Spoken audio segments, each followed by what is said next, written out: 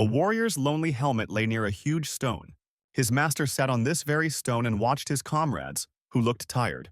Even despite their fatigue, they talked, smiled, and drank warm, aromatic tea. Suddenly, their idyll was broken by an incomprehensible noise that frightened a flock of birds, and the adventurers unanimously turned their heads in that direction. Nobody said anything but simply looked ahead, not understanding what was happening and expecting anything. Unfortunately, the young people's premonition was right, as the drinks in their cups began to shake from a barely perceptible vibration. It was good that it wasn't an earthquake, but the bad thing was that the emoji was rapidly approaching them. Therefore, the long-haired brunette ordered the Windblade fighters to prepare to fight back the monster. Or better yet, kill it. All the boys froze in nervous tension, waiting for the emoji to appear. And then, a moment later, a huge and terrible monster appeared before them, about which many legends had been written and composed. In this situation, the most important thing for everyone was not to get nervous or panic, but to pull themselves together, activate their skills, and begin the fight with a cool head. So, the first thing the adventurers did was dispel the emoji skill. Overall, this group consisted of the best and most talented young people. Now, while the snake had not come to its senses, the guys decided to begin the attack and add some fire. The main character finished all the preparations. Now he was ready to rush into the attack. Hyun Sung was one of those who awakened too late by this world's standards, so he was still at level 1. However, this did not stop him from doing what others did not dare to do. He jumped and found himself in the sky right above the emoji. At that moment, the monster and the man met eyes. Neither of them were going to lose. A second later, the boy drove his blade, enveloped in purple energy, into the emoji, causing an explosion. Before all these events, the main character was an ordinary 27-year-old guy who worked on a construction site, and during one of his shifts he became very tired, so he sat down to rest. Before going to work, Hyun Sung was an ordinary student and attended university. But his carefree life quickly ended, as his father was hospitalized with an incurable disease, mana deficiency. Previously, such a disease did not exist, but 19 years ago, a gate to another dimension appeared, and then this misfortune came to them.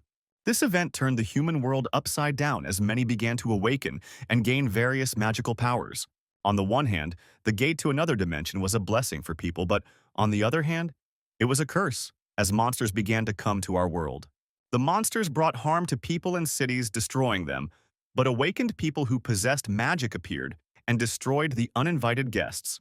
They started making money from this, as the loot from monsters was worth a lot of money. It's true that not only the players, but also people involved in this industry were able to quickly amass a fortune. But for the protagonist, the gate was only a curse. Hyun Sung was going through hard times, as the medicine that could help his father required a rare stone that dropped from monsters. But the problem was that the guy didn't have the money for it. In order to save the necessary amount, the boy's mother began working 2 jobs. The older sister gave all the money she had saved for the wedding, but even that was not enough to buy the necessary stone. After his main job, Hyun Sun always hurried to work part-time, but even so, they didn't have enough money. At such moments, he really wanted to be awakened because then he would no longer have to think about money. Having received power, he believed that he could destroy rocks with one blow. And for fun, he can jump over tall buildings. He started working again, realizing that all this was just sweet dreams about something that does not exist and will not exist. Evening came and the young man fell onto his bed at home, feeling alive. He dreamed of awakening again, but no one knew how this process happened. Or rather, no one knew how to induce it and how to control it. It was a kind of lottery. Yes, Hyun Sung wanted to wake up, but he knew that with his current level of luck, it was unlikely to be possible. But he didn't want to be an ordinary player with mediocre abilities. It was another matter to become strong and with outstanding abilities. The dreams were wonderful, but it was time to wash, take a shower, and sleep, because in the morning I had to go to work again. But as soon as the guy went into the bathroom, something strange began to happen to him. Suddenly, a blue sign appeared in front of him, indicating that he had awakened. Previously, Hyun Sung didn't understand the people who died after finding out they won the lottery. But now he shared their feelings and sensations. Now he's a player too, so he decided to check the status window, hoping there would be something cool there. A miracle didn't happen. Yes, he became a player. And that was great. But his characteristics were so low that it made him want to cry. Hyun Sung was sad because he had neither passive nor active skills. On average, the players had 50 points, but he only had 18. And in order to become on par with an ordinary first-level player, he needs to raise his to 6th or 7th. Other players received 1 to 2 active and passive skills. Also, after awakening, players received a rank. They could be tanks, damage dealers, or healers. But there were rare players who received a boost skill that allowed them to level up faster, such as Kim Ha-na, who awakened twice. There were no more than 10 such players in the world, but in Korea, Na-ha was the only one of her kind. It's true that there were also players who couldn't raise their level, and although they had strength, they were little different from ordinary people. But even that category of players had abilities and skills, and he had nothing. However, even in his characteristics, Hyun-sung found something interesting. These were the categories of sales and purchases. At first he thought it was trash, but as soon as he clicked on one of the categories, what he saw shocked him, as there was inventory there. But here too the prices were high, albeit in the local inhuman currency, and he had accumulated a whole 2 billion local points. Suddenly, in the long inventory list, he saw the position of a demonic staff of legendary quality, despite the fact that the best was considered to be heroic by people. But the problem was that the accrued points were not counted, and to buy a rare quality weapon he needed 10 billion, but his account was 0. At that moment, the boy thought that if there was a rare legendary weapon here, then perhaps he could also find medicine for his father. Indeed, there was one elixir on the long list, but the young man could not afford it. But now he realized that trade could be the way out of the impasse for him. This made him think that if he didn't buy up skills and abilities, he wouldn't be able to become a great player. However, first of all, he had a small red crystal in his hands, and the guy thought about whether he could eat it or not. Be that as it may, he decided to put it in his mouth. But after Hyun-sung swallowed it, strange things began to happen to his body. Without training in the gym, the guy's shoulders broadened and muscles appeared. Yes, it was the effect of 100 points of strength. Now his body became stronger, more beautiful, and more resilient. Now the main character decided to sell one of the goods that he had. At that moment, he received a message from a stranger who offered to place his ad on his board for a symbolic fee of 20% of the sale. This proposal didn't particularly inspire Hyun-sung, so he decided to start all over again. So he spent a lot of money and bought himself a lot of crystals to increase his strength. A new day dawned, and the young man went to an organization for players. The girl at the reception desk didn't believe that an older guy could show any signs of being a gambler. She apologized to the guy, since in her experience this was the first time that abilities had awakened in a person over 50. The main character had absolutely no idea what was going on, and at that moment he looked at his reflection in the mirror and couldn't believe his eyes. The office believed that the main character was feeble-minded, since at his advanced age he considered himself awakened. Hyun-sung looked at his hands and realized that nothing in this world comes for free. However, he wanted to check his stats, so he opened the player window. Only now did it begin to dawn on him that for every point he received, he paid with 1 year of his life. He returned home, lay down on his bed, and could not believe what was happening to him. The young man did the calculations and realized that at this rate he had only 1 year left to live, and during that time the most important thing was to earn money. Since this was the case, the first thing he decided to do was sell some of his things so that he would have something to buy food with. He found himself holding a gaming console in his hands. The guy doubted that anyone even remembered this thing. This small object was dear to him and brought back memories from the past.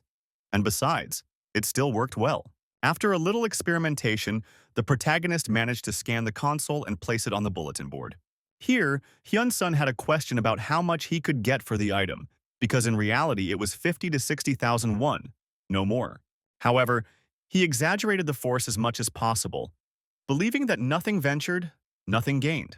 Even despite this, the goods were accepted for sale, so the guy thought that he could try to put up some other unnecessary items. Meanwhile, the girl from another world was looking at the goods that were on sale. Much of what she saw on the list she already had and did not interest her. The demoness was angered by the fact that the same story was repeated every time. Players and others were loading the same items, so they all became fed up with her. Out of boredom, she came up with the idea of organizing cockfights, at least some variety from which she could make money. Suddenly, she saw a very interesting position in the ad listing. Who would have believed that demons could be shopaholics? Well, no one. But this one was, so she quickly bought the new items without looking. Meanwhile, in our world, the main character was happy that his skin had tightened, his beard and wrinkles had disappeared, which meant that his life now depended on the balance of points. In another world, it was daytime and someone was relaxing in a gazebo, while in ours, Hyun-sung was wondering who had bought his junk for such a huge amount of money. The main character's watch appeared in the stranger's hands. The blonde stared at the dial. It was news to him that the numbers on it could change over time. The guy was amused and delighted by this. And in general, he believed that everything would be useful in everyday life. But what the stranger liked most so far was the smartphone, which received a notification about the balance being replenished and the money being debited. But he couldn't write a message, make a call, or go online because there was no internet access point. However, the guy continued to poke his fingers at the object. After some time, his attempts to somehow use the smartphone led to him opening the camera in portrait mode and seeing his reflection in it. Below, he saw icons of different filters and masks, and having selected one, he clicked on it. It was obvious that the young man didn't quite realize that he had just taken a selfie. In the photo, he was wearing a pink hat with a wide brim and cat ears. The guy liked it so much that he couldn't stop taking his photos from different angles and with different filters. This process was drawn out, even if you were part of another world. So the stranger confidently began posing for photos. Meanwhile, in the dark castle, the demoness was going crazy and was very angry because she did not have time to buy what she wanted. She was ready to kill whoever dared to intercept her toys. True, several positions were given to her as well, and now they lay decorously on the table. Now it would be great to understand what all these things are for and how they can be used. Suddenly, the programs on the console began to load, and the demoness was surprised, since there was no magical trace in the object. As soon as this process was completed, she began to play, although quite poorly, so she failed immediately. She was extremely depressed by the fact that she could not win, and everyone ended the game ahead of time. Meanwhile, in the real world, Hyun-sung stood next to the car and would not mind selling it, but he was not allowed to put other people's goods up for sale. The young man continued on his way and came across a broken fan near a landfill. Without thinking twice and without much worry, the guy put the broken fan up for sale. He was lucky, because since someone threw the thing away and the guy picked it up, it automatically became his, so he could sell it. Hyun-sung brought a number of items home, but the system issued a limitation that he could not sell more than 10 items at a time. Now, that was a problem, however. He was able to sell one more item and was pleased with himself. But the joy quickly passed, and the guy calculated that he had 11 days left. But with the physical strength he had gained, he decided to do some exercises. At that moment, the young man received a system notification, which contained a complaint from a buyer about the purchased product.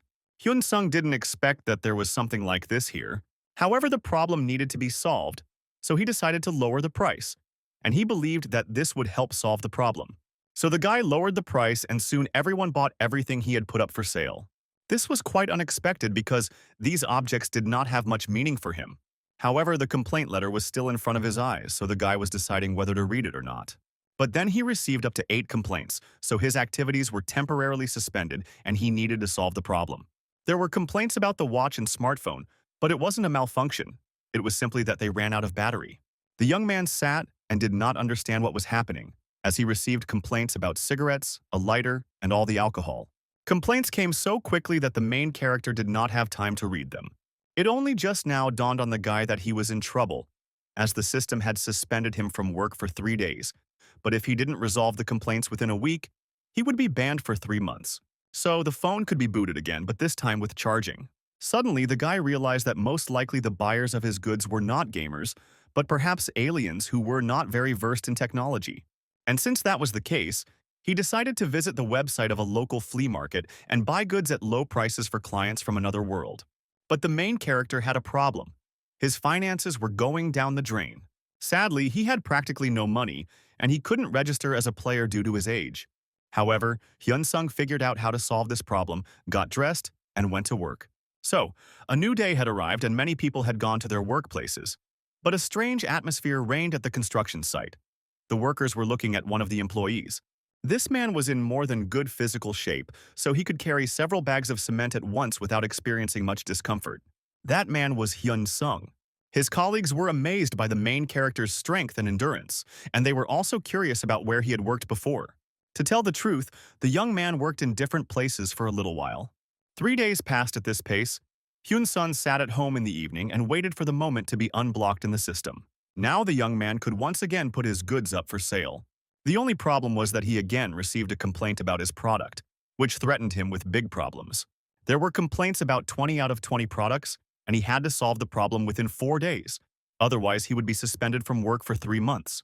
The demoness complained about the game console and demanded a new one, and the guy remembered that in this case too, he forgot about the batteries. The girl continued to threaten, so Hyun-sung tried to change everything as quickly as possible, but it obviously didn't work out very well for him. The guy knew he'd been banned for 3 days. He understood that if he didn't solve the problem within 4 days, he would die.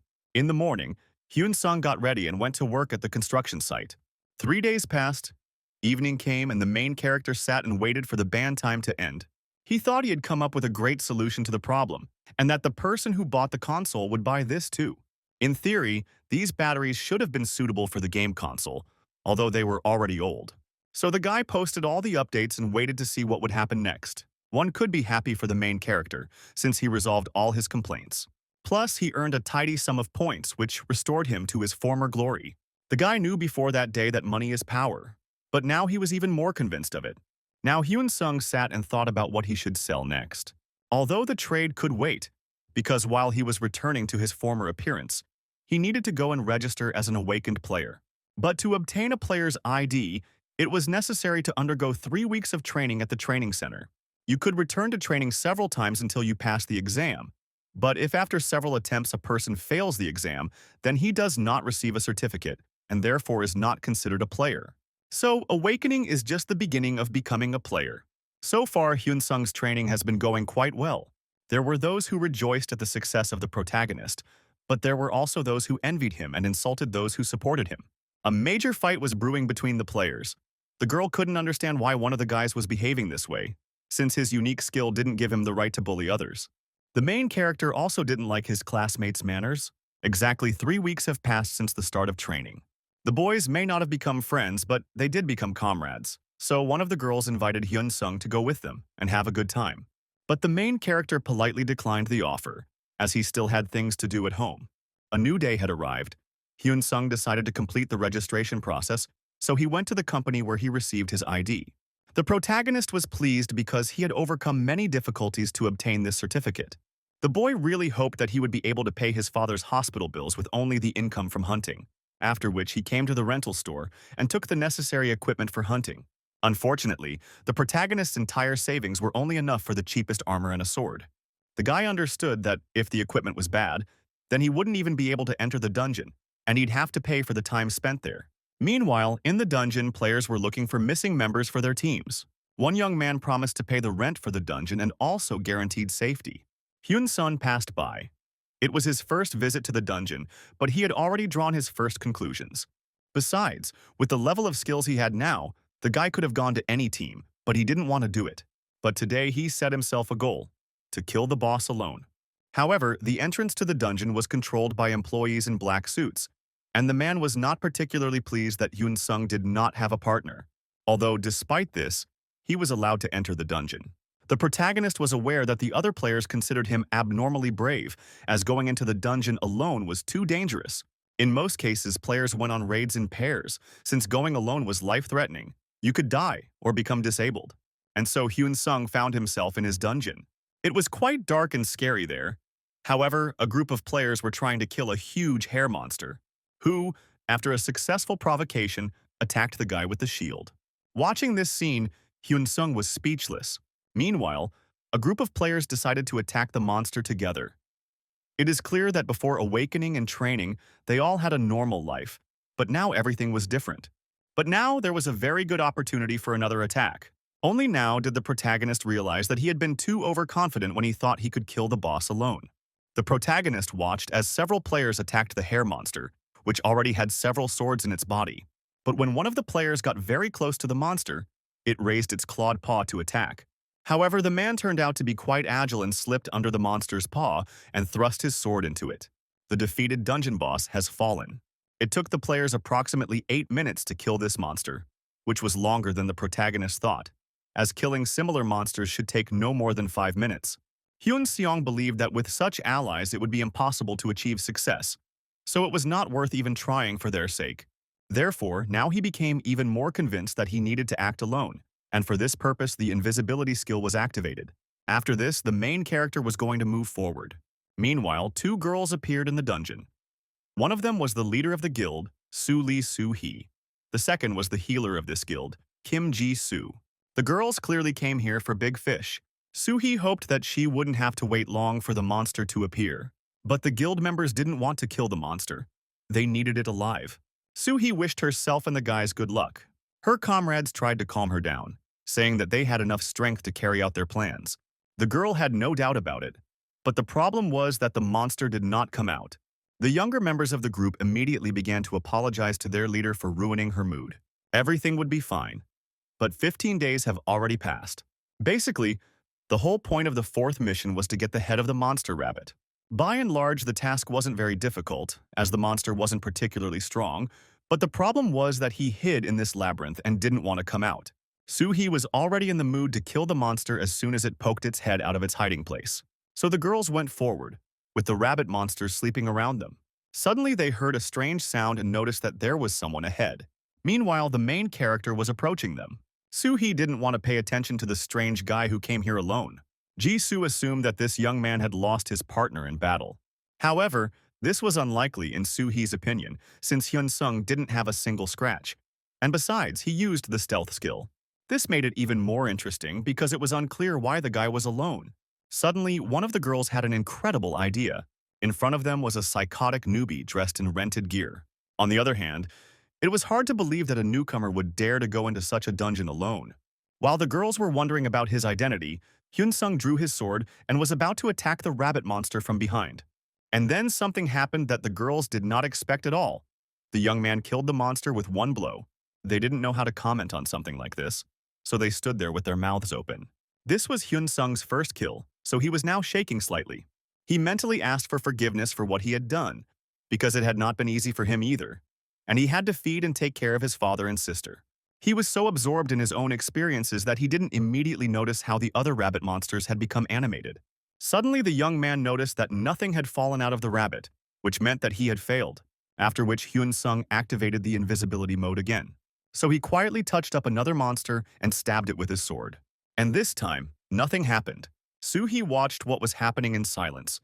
The girl knew perfectly well that if the player's level was lower than the monster's, then when it was killed, some items would drop from it. However, experience and items could not be obtained from monsters if the player's level was higher than theirs. Thus, the higher the player's level, the worse the quality of the loot that drops from the monster will be. But if the player's level is higher than the monster's level, then no loot will drop at all. Seeing the protagonist's confusion, Suhi realized that this was his first hunt.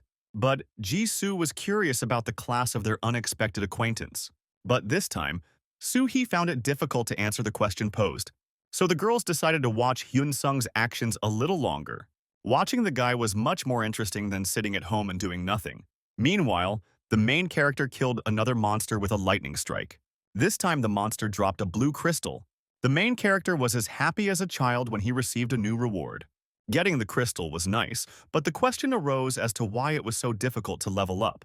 In truth, Hyun-sung had already killed many monsters, but he still hadn't received any experience points, and his level remained the same as it had been at first. However, he was confident that an hour would be enough for him to clear this dungeon. But things didn't turn out as planned, and the young man spent a whole 5 hours clearing the dungeon. What was surprising was that the guy's level did not increase and no new skills were added. The main character was sad enough because he was unable to level up and gain new skills. Although, on the other hand, during this time he managed to make good money selling electronics in the body of one of the monsters. Therefore, Hyun-sung ordered himself not to despair, and to act according to the situation, since this was just the beginning of his activity as a player. At that moment, the monster rabbit crept up on the main character unnoticed. But this did not help him at all, as the young man took his sword and killed the monster with one precise blow, without even realizing it or getting up from his place. The monster's blood stained the boy's face. It was time to end the rest, as 3 rabbit monsters had already gathered around the main character. Don't make any unnecessary movements. Hyun-sung decapitated all the monsters with precise blows. One of the monsters decided to resort to a different tactic and jump on the main character. Well, it was there that the monster rabbit failed and was killed by Hyun-sung. However, killing the last 300 horned rabbit earned the young man the title of Horned Rabbit Hunter. In addition, he received 1 point to his endurance. The guy had seen something similar on the internet and knew that every player could receive similar achievements and awards. But the problem was that most players leveled up until they killed 300 horned rabbits. Although this situation also had its advantage, the main character could grow to a rare rank. Meanwhile, the girls continued to watch him. Soo-hee even began to laugh a little at his reactions to what was happening. Give or take, the main character seemed to her to be a very interesting young man. She noticed that the guy killed a horned rabbit with one blow, and if this had happened once or twice, it could have been written off as luck, but it happened systematically. Moreover, the guy managed to cut off the heads of other monsters in one attack. And for all of this, he only needed one swing of the sword. So she decided it was time to come out of the shadows and intervene in the situation. While Hyun-sung was pondering whether he should move deeper into the dungeon, the girls approached him. Until this moment, the main character had not noticed that anyone was watching him. So when he turned around, he was surprised to see other players. The girls' equipment was of the highest quality, so the question arose as to who they were. Jisoo asked them not to be afraid of them, as they were from the security service. The main character still didn't understand what he had done wrong. That security officers approached him. But the guy immediately realized that the girls were lying to him, since security officers always remained at the entrance. They didn't go deep into the dungeon, and besides, they didn't have badges. But Jisoo insisted that they had just returned from the gate defense operation. Moreover, the main character most likely didn't notice them because the girls used their stealth skill to avoid accidentally running into the horned rabbits. The only problem was that Hyun-sun couldn't even hear their breathing, let alone their footsteps. The blonde said that she accidentally noticed the main character hunting horned rabbits, and after observing him for a while, the young man's outstanding abilities did not escape her notice. But this was not to the advantage of the main character, since his level was first, and all his stats totaled 270. At this point, Soo-hee intervened in the conversation. She admitted that she initially wanted to pass by the young man, but since he interested her with his abilities, she had one question that she now wanted to voice. But the girl started from afar, saying that she belonged to the Soo Guild, which was sponsored by one of the largest corporations in South Korea, namely the Soo Group. And if the young man reveals his status to them, then Soo-hee will definitely help him become part of her guild. At this point, the protagonist realized that he was at a huge disadvantage and needed to be extremely careful with these girls, as he knew there was a penalty that would make it impossible to level up further. On the other hand, perhaps the girls could help him solve his current problem. However, he refused such a tempting offer, after which he turned around and went about his business in proud solitude. But Soo-hee wasn't going to give up so easily. She overtook the young man and stood in front of him. She assumed that her new acquaintance might not know anything about Soo's guild, but the protagonist was well aware of this guild. However, he still wanted to try his hand at working alone, and he had no need for comrades. On top of that, he wasn't bound by contracts with other guilds, but he wanted to work alone, and at one point he thought he'd even convince the girls, so he asked them to step out of the way and let him through. Soo-hee even partially understood the guy's worries, so she handed him her business card and said that he could contact her at any time convenient for him, because it would not be a problem for them if he only had skills and nothing else. Hyun-sung took the card and said that he would definitely think about her proposal. But he was unable to leave, as the girls offered the young man to walk him to the exit to avoid trouble. However, the guy refused this offer, and the girls did not try to persuade him anymore. Finally, the young man came out into the light of day, realizing that he would have to be more careful in the future. But he couldn't find the girls around him with his eyes. It was obvious that they hadn't left the dungeon yet. But he didn't dwell on it, caught a taxi and asked the driver to move. After looking at some information on his phone, Hyun-sung asked the driver to take him to the Bloody Fox dungeon. The driver congratulated the young man on successfully completing his mission in the Horned Rabbit's dungeon. Only now did the young man realize that he had a very talkative driver who began telling him stories about the players he had driven and what had happened to them. The main character reached his destination, where other players were luring other team members to join them. Hyun-sung noticed that the atmosphere around the Bloody Fox dungeon was the same as the atmosphere around the Horned Rabbit dungeon. At the entrance to the dungeons, the support worker was surprised that the guy came here alone. However, he did not stop the main character, who had already approached the gate. Inside, a painting could be seen of a group of players surrounding a large, toothy fox. To begin with, the young man decided to observe the actions of other players. But the first thing that caught his eye was that the support workers were sleeping at their workstations. This seemed like a great opportunity to continue his plan, so he used the stealth skill. Hyun-sung attacked and killed the monsters in his path without any problems. For each fox he killed, he received about 180 points, which was a good result. So he continued to move forward at his own pace, killing monsters. Quite quickly, he was able to decapitate the first group of foxes he encountered on his way. But this was only the beginning, and Hyun-sung looked ahead, realizing that now he would need to put in more effort. And all because a large pack of foxes was approaching him. But the main character did not show a drop of excitement or fear. He believed that the time had come to start the real hunt. 2 hours passed, and the main character stopped his counting at 300. After killing 300 high-level blood foxes, he again received a new title, Blood Fox Hunter. Now it's time to check the status window, but there were no changes there except for the addition of a new rank.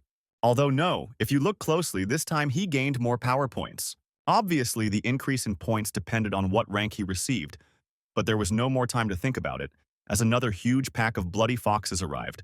On these unfortunate creatures, the main character was now going to conduct a small experiment to confirm his theory. 7 hours had passed in the heat of battle, so Hyun-sung was already a little tired. However, the main character was not particularly worried about this, although there was a large pile of dead bloody foxes lying behind him. The system informed the guy that he had received a new title. Now he was a blood fox slayer, as he had single-handedly killed 1,000 high-level blood foxes. His strength had increased again, and it was still possible to rise to the epic rank, which was good news. But now Hyun-sung decided to take a little rest. The protagonist understood that it was time to end for today, but tomorrow he could continue upgrading his skills. Meanwhile, he put the last blue crystal into the bag full of crystals, and then he found a book of skills in his hands. But the problem was that this book contained a skill that the young man had already learned before, so he was a little upset because he had spent money on this book. However, Hyun-sung took the books and left the dungeon. At the entrance, the support worker asked the guy to put all the crystals and items obtained in the dungeon into the right basket. The man was extremely surprised that the newcomer was able to obtain so many crystals, as well as 2 rare quality skill books. After all, before Hyun-sung, no one had ever brought books of rare quality here. The main character, however, thought that there was nothing special about it. Hyun-sung had finished the first part of the procedure, and now it was time for the second. The worker examined the boy's stones and said that he could pay 840,000 won for them.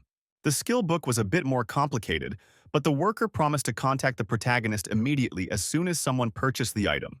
This development of events suited the main character quite well. Now Hyun-sung was at peace, because soon he would be able to earn about 1 million won a day. He had already understood that being a gambler was profitable, but now he had tested it through his own experience.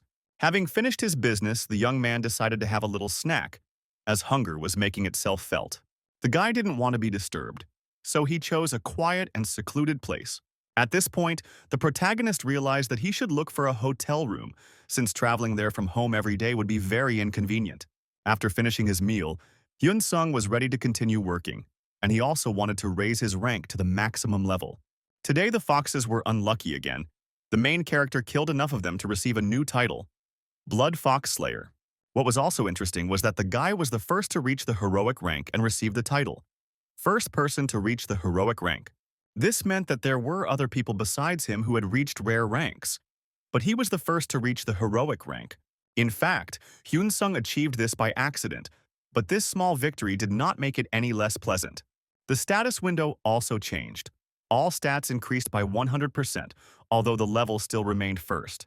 Moreover, being the first in something has always been very pleasant. Moreover, the main character understood that if he tried hard, he could reach the legendary rank. But he decided to postpone this activity until tomorrow, since the fatigue in his body made itself felt, and the guy could no longer feel his legs. So he decided to return to the dungeon tomorrow. 10 days passed at this pace. The guy checked into a soldier's hotel, and it wasn't the first day she was on the go, as she didn't have enough time for more. After some time, he found himself in the dungeon again, killing the bloody foxes one after another. This time, Hyun-sung was much more tired, but he still managed to reach the legendary rank and receive 2 titles. The first was Blood Fox Executioner, and the second was the first person to reach the legendary rank. So, all of his characteristics increased first by 100% and then by another 40 times. Now the main character was amazed that something so incredible was happening to him. However, further rank advancement was impossible. However, the protagonist was not particularly worried about this, as there were still many places where he could make good money. For this reason, Hyun-sung returned to the Horned Rabbit dungeon. These monsters were much more agile than the foxes, so the main character had a bit more difficulty dealing with them. True, this did not stop him from defeating his opponents one after another. Moreover, after he killed another rabbit, the guy realized that he could defeat them even with his bare hands. This meant that he needed to finish here quickly and go somewhere else. After finishing his business in the dungeon, the guy returned to the hotel where he took a shower. And when he came out, he noticed a message from the player's trading house, which said that all his items were sold and he could come and collect the money. This was good news, since Hyun-sun was planning to go there anyway, and money would flow into his hands like a river. So he got ready and came to the trading house for players. The manager girl gave him the amount of money he had earned. To begin with, the young man familiarized himself with the documents. Plus, he had to recalculate the entire amount. After reviewing the document, the guy realized he'd been completely ripped off, as half of the money he'd received had been taken in taxes, so selling his skills for points wasn't worth it anymore. After taking the money, he went home, thinking that he needed to spend more time hunting monsters. Come to think of it, he earned 10 million won in low-ranked dungeons, and that was just from crystals, spending less than 10 days on it.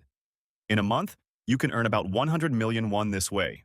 Suddenly, at the metro station, he looked at his reflection in a shop window and realized that he hadn't bought himself new clothes for a long time. Hyun-sung simply could not afford such luxury, since his father was sick and he had to support his mother and sister. But now the situation had changed, and the guy could afford to fix it. Evening had come, and at one of the factories the women were finishing their working day. They quickly changed their clothes and went home.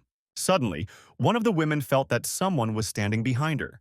The woman turned around sharply at the sound of a familiar voice, but she did not expect to see its owner here. In a good mood, the main character approached her. Hyun-sung hugged his mother tightly, although he didn't think she would lose so much weight since the day they last saw each other. Although the woman was glad to see her son, she pulled away and asked why he had come to visit her. It was strange to hear something like this from his mother, so the guy just smiled and said that he missed her and wanted to see her. If so, then everything was fine. So they calmly went home, getting ready to have dinner together. Only dinner had to be postponed a little, since the woman had to go to her second job in the cafeteria. So she gave him some money and asked him to order some delicious food for dinner, and in the morning she would definitely cook them a delicious breakfast. Hyun-sung understood perfectly well that his mother still hadn't eaten anything either, so he suggested that they go out together somewhere and get something to eat. But the woman stubbornly refused, since she could eat in the cafeteria, and her son had to go home and rest. However, the young man did not want to go home alone, so he decided to go with his mother to the dining room and help her there. But then he stopped and said that he had come home with important news. To tell the truth, such conversations did not inspire and puzzled the woman. But nothing bad happened, and Hyun-sung happily admitted that he had awakened. To be honest, this wasn't the reaction the protagonist expected from his mother. The woman simply stood and looked at him. Moreover, she didn't really believe her son's words, so she asked him what he was talking about. To confirm his words, the young man took out his player card and showed it to his mother. That's why he asked his mother to quit her job at the factory and in the canteen, because he no longer had to worry about money. But the woman was not happy to hear such news, as she knew how dangerous and difficult the life of a gambler was. Hyun-sung thought his mother would be happy about this news, so he didn't know how to properly respond to her words. True, he quickly pulled himself together and then began to assure her that safety was his top priority so she could quit her job. But the woman was still against it, because she had heard that players make money in a rather difficult way, and in order to get their first profit, they need to spend a lot of their savings. That was true, but the main character was lucky and hit the jackpot, after which he handed his mother the bank book. The woman did not refuse and began to carefully study the numbers. She never expected to see the sum of 1 billion won there. After all, while hunting, the young man found a rare skill book, sold it, and earned all this money, so now they don't have to worry about paying their father's hospital bills or their own. Now they could live peacefully. The woman could not bear it. She cried and asked her son for forgiveness. To tell the truth, she was very ashamed in front of her own child for all the difficulties he had to endure. Hyun-sung tried to calm her down, as he believed that she shouldn't ask him for forgiveness since she was not guilty of anything. After all, if it weren't for his mother, he wouldn't have been born, and he also wouldn't have grown up so big, healthy, and strong. So now he asked his mother to rest a little and take good care of his father. She stopped crying and thanked her son. So they finally came to work in the canteen, where the woman introduced her son to the other employees. He was put to work washing dishes since his speed and youth would be useful there. The cafeteria workers were surprised at how quickly he completed the task, and they finished the workday much faster than usual. Now he and his mother could go home and rest. Hyun-sung's sister was waiting for them at home. The girl was surprised that her brother decided to come visit them, but he reassured her and said that he came with good news. When they caught their breath and sat down on the floor, the boy told his sister that he had woken up. This was indeed unexpected, but pleasant news. But what was even better was that the young man managed to earn decent money. as evidenced by the numbers in his bank book. The amount of 1 billion won seemed truly unrealistic, so the girl asked her brother if it was true. But since it was true, Hyun-sung asked his sister and mother not to work so hard anymore. He would take care of everything. The girl was so upset that she started crying. Although her mother tried to calm her down, the girl admitted that it had been very difficult for her the whole time. Night fell, and they all went to bed in one room on the floor. Morning came, and the main character, leaving his bank book on the nightstand, was about to leave on business. But his mother called out to him. She was worried whether it would be comfortable for her son to live here, but he was happy with everything since there were dungeons all over the country, after which he promised to return home before his mother finished her work. The woman did not let him go yet, as she was worried about her son's appearance. The guy said that he would rent equipment from a nearby store, after which he went hunting with a calm soul. It was evening. Hyun-sung's mother was walking home after work and tried to call her son, but the subscriber was out of service, so she began to worry about him. But a couple of minutes later, the guy himself ran up to her, saying that he was late because of traffic jams on the road. He was out of breath because he had to run the whole way, since if he had driven, he wouldn't have made it home even by tomorrow. Together, mother and son went to visit Choi Hyun-gyu, the protagonist's father. They were silent, not knowing what to say, because their loved one could not answer them anything. However, the protagonist continued to believe that the day would come when his dad would come to his senses. 10 days passed. Hyun-sung finally killed 1,000 horned rabbits and received the title of legendary rank, Horned Rabbit Executioner. Looking at his watch, the young man realized that he had another 6 hours to spare, which he could spend hunting. This time, he came to a place he had only heard about from other players. The strange thing was that there was not a single player around who wanted to enter the dungeon. It was a vampire bat dungeon, level 10 to 15. Typically, this type of monster lives in packs of varying sizes, so it will be difficult for new players to deal with them. Hyun-seong wondered if it would be possible for him to hunt without the support of a high-ranking player. But then he decided to give it a try. And even before that, no one really believed in him, so he went into the dungeon and immediately used his stealth skill. As always, 2 support staff members were sitting at the entrance to the dungeon, but they didn't notice the guy's appearance and continued talking among themselves. Overall, the scene in the dungeon was quite terrifying, as the vampire mice had red eyes and were hanging upside down from the ceiling. But the main character felt nothing but excitement from this sight, so he was ready to start the hunt. First, he cast a shield on himself. Only after that he cancelled the effect of the stealth skill. After this, he proceeded to the next step, namely, he pricked his finger with a needle, on which a drop of blood appeared.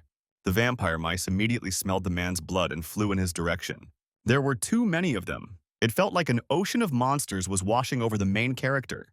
This time, Hyun-sung decided to fight the monsters with a fireball. Only now did he realize that using 2 skills at the same time was difficult and exhausting. But on the other hand, fireball was a great move, especially when it came to small spaces filled with small monsters. Meanwhile, he added a little more force to the ball, making it larger, which should be enough for the first attack. Hyun-sung then threw the step into the sky, where it exploded into a cloud of vampire mice. The shield had not yet broken and protected the guy from the blast wave. It was a shocking sight even for the protagonist, but the problem was that a new huge flock of vampire mice was flying in his direction. However, Hyun-sung did not flinch and prepared a fireball to attack. As soon as the monsters flew closer to the guy, he pulled the same trick as before. Everything was going swimmingly, and the main character received a rare title and thought that he could achieve something legendary today. Suddenly, he noticed that the red energy from the vampire mice had concentrated in one place, and a sword had been formed from it. In all the time the guy had been hunting, this was the first time something like this had happened. Hyun-sung realized that the residual magic had fused together, and thus a sword had been created. Without thinking twice, the young man extended his hand and took the sword, which could restore magic and stamina by absorbing the blood of the enemy. The surprising thing was that there was only one item, but it had 2 properties, so it was an important prize from all the others. The guy realized that if he caught a huge number of normal rank monsters, then an item of rare quality would appear afterwards. The question then arose of what would happen if a huge number of rare rank monsters were gathered in one place and killed. A week passed. The main character tried to bring his idea to life, but it turned out not to be so easy to do. For some reason, the residual magical energy did not gather. Suddenly, the boy noticed that he had another item. It was a vampire bathrobe, which was thick, elastic, and did not tear. Hyun-sung decided to take this item for himself because it was of rare quality. Here the main character got everything he wanted. so he decided to go somewhere else and earn a new title. Several days passed, and the mother was once again worried about her son. It turns out the main character decided to buy a house, but the woman was worried that her son had decided to spend a large sum of money at once, since this meant that he would have to work a lot and hard later. But the boy assured his mother that he was fine, and that working was not a burden for him. So they came to the real estate office. Hyun's son had arranged a meeting in advance by phone, so the consultant was already waiting for them and had prepared documents for a 105 square meter apartment in a residential complex. The boy's mother didn't understand why they needed such a big house. Everything was just right, because each family member had to have their own room. A week later, the Choi family finally moved into their new spacious home. The young man was not at all surprised by his sister's enthusiastic reaction, as it was the first time the girl had seen their new home. She liked absolutely everything here. The protagonist was glad that he had pleased the girl and promised that he would buy a bigger house later. But, in her opinion, this house was more than enough for them. Meanwhile, Mom prepared a delicious dinner and they all sat down to eat together. Suddenly, an idea came into the girl's head, to make a rice cake and treat her neighbors to it tomorrow. Mom more than liked this idea. Hyun Sung thought that this would be the right decision, and next time they would definitely do it all together, and their father would definitely be with them. After eating, the protagonist went to the dungeon. This time he chose the Bloody Rats dungeon. The Bloody Rats looked quite impressive and aggressive. This time, if it weren't for the guy's good reaction, the monsters would have finished him off. This time, the cunning rats were much faster than the protagonist thought. However, this did not stop the protagonist from killing two monsters in one attack. Moreover, he decided to combine the fireball and fencing and try to get a new title. While the guy was thinking about this, a new type of monster attacked him. After finishing in the dungeon, Hyun Sung brought a bag full of crystals to the trading guild. Now the guy could go home with peace of mind. But he didn't get far, as Lee Soo-hee blocked his path and introduced herself officially. The girl hoped that the guy had a couple of minutes of free time to talk to him. The protagonist immediately recognized her as the girl he met in his first dungeon. A week ago, Soo-hee was called into his office by her boss and interrogated about the main character. But the girl herself knew nothing about him. Guildmaster Soma Ji-hoon looked quite angry.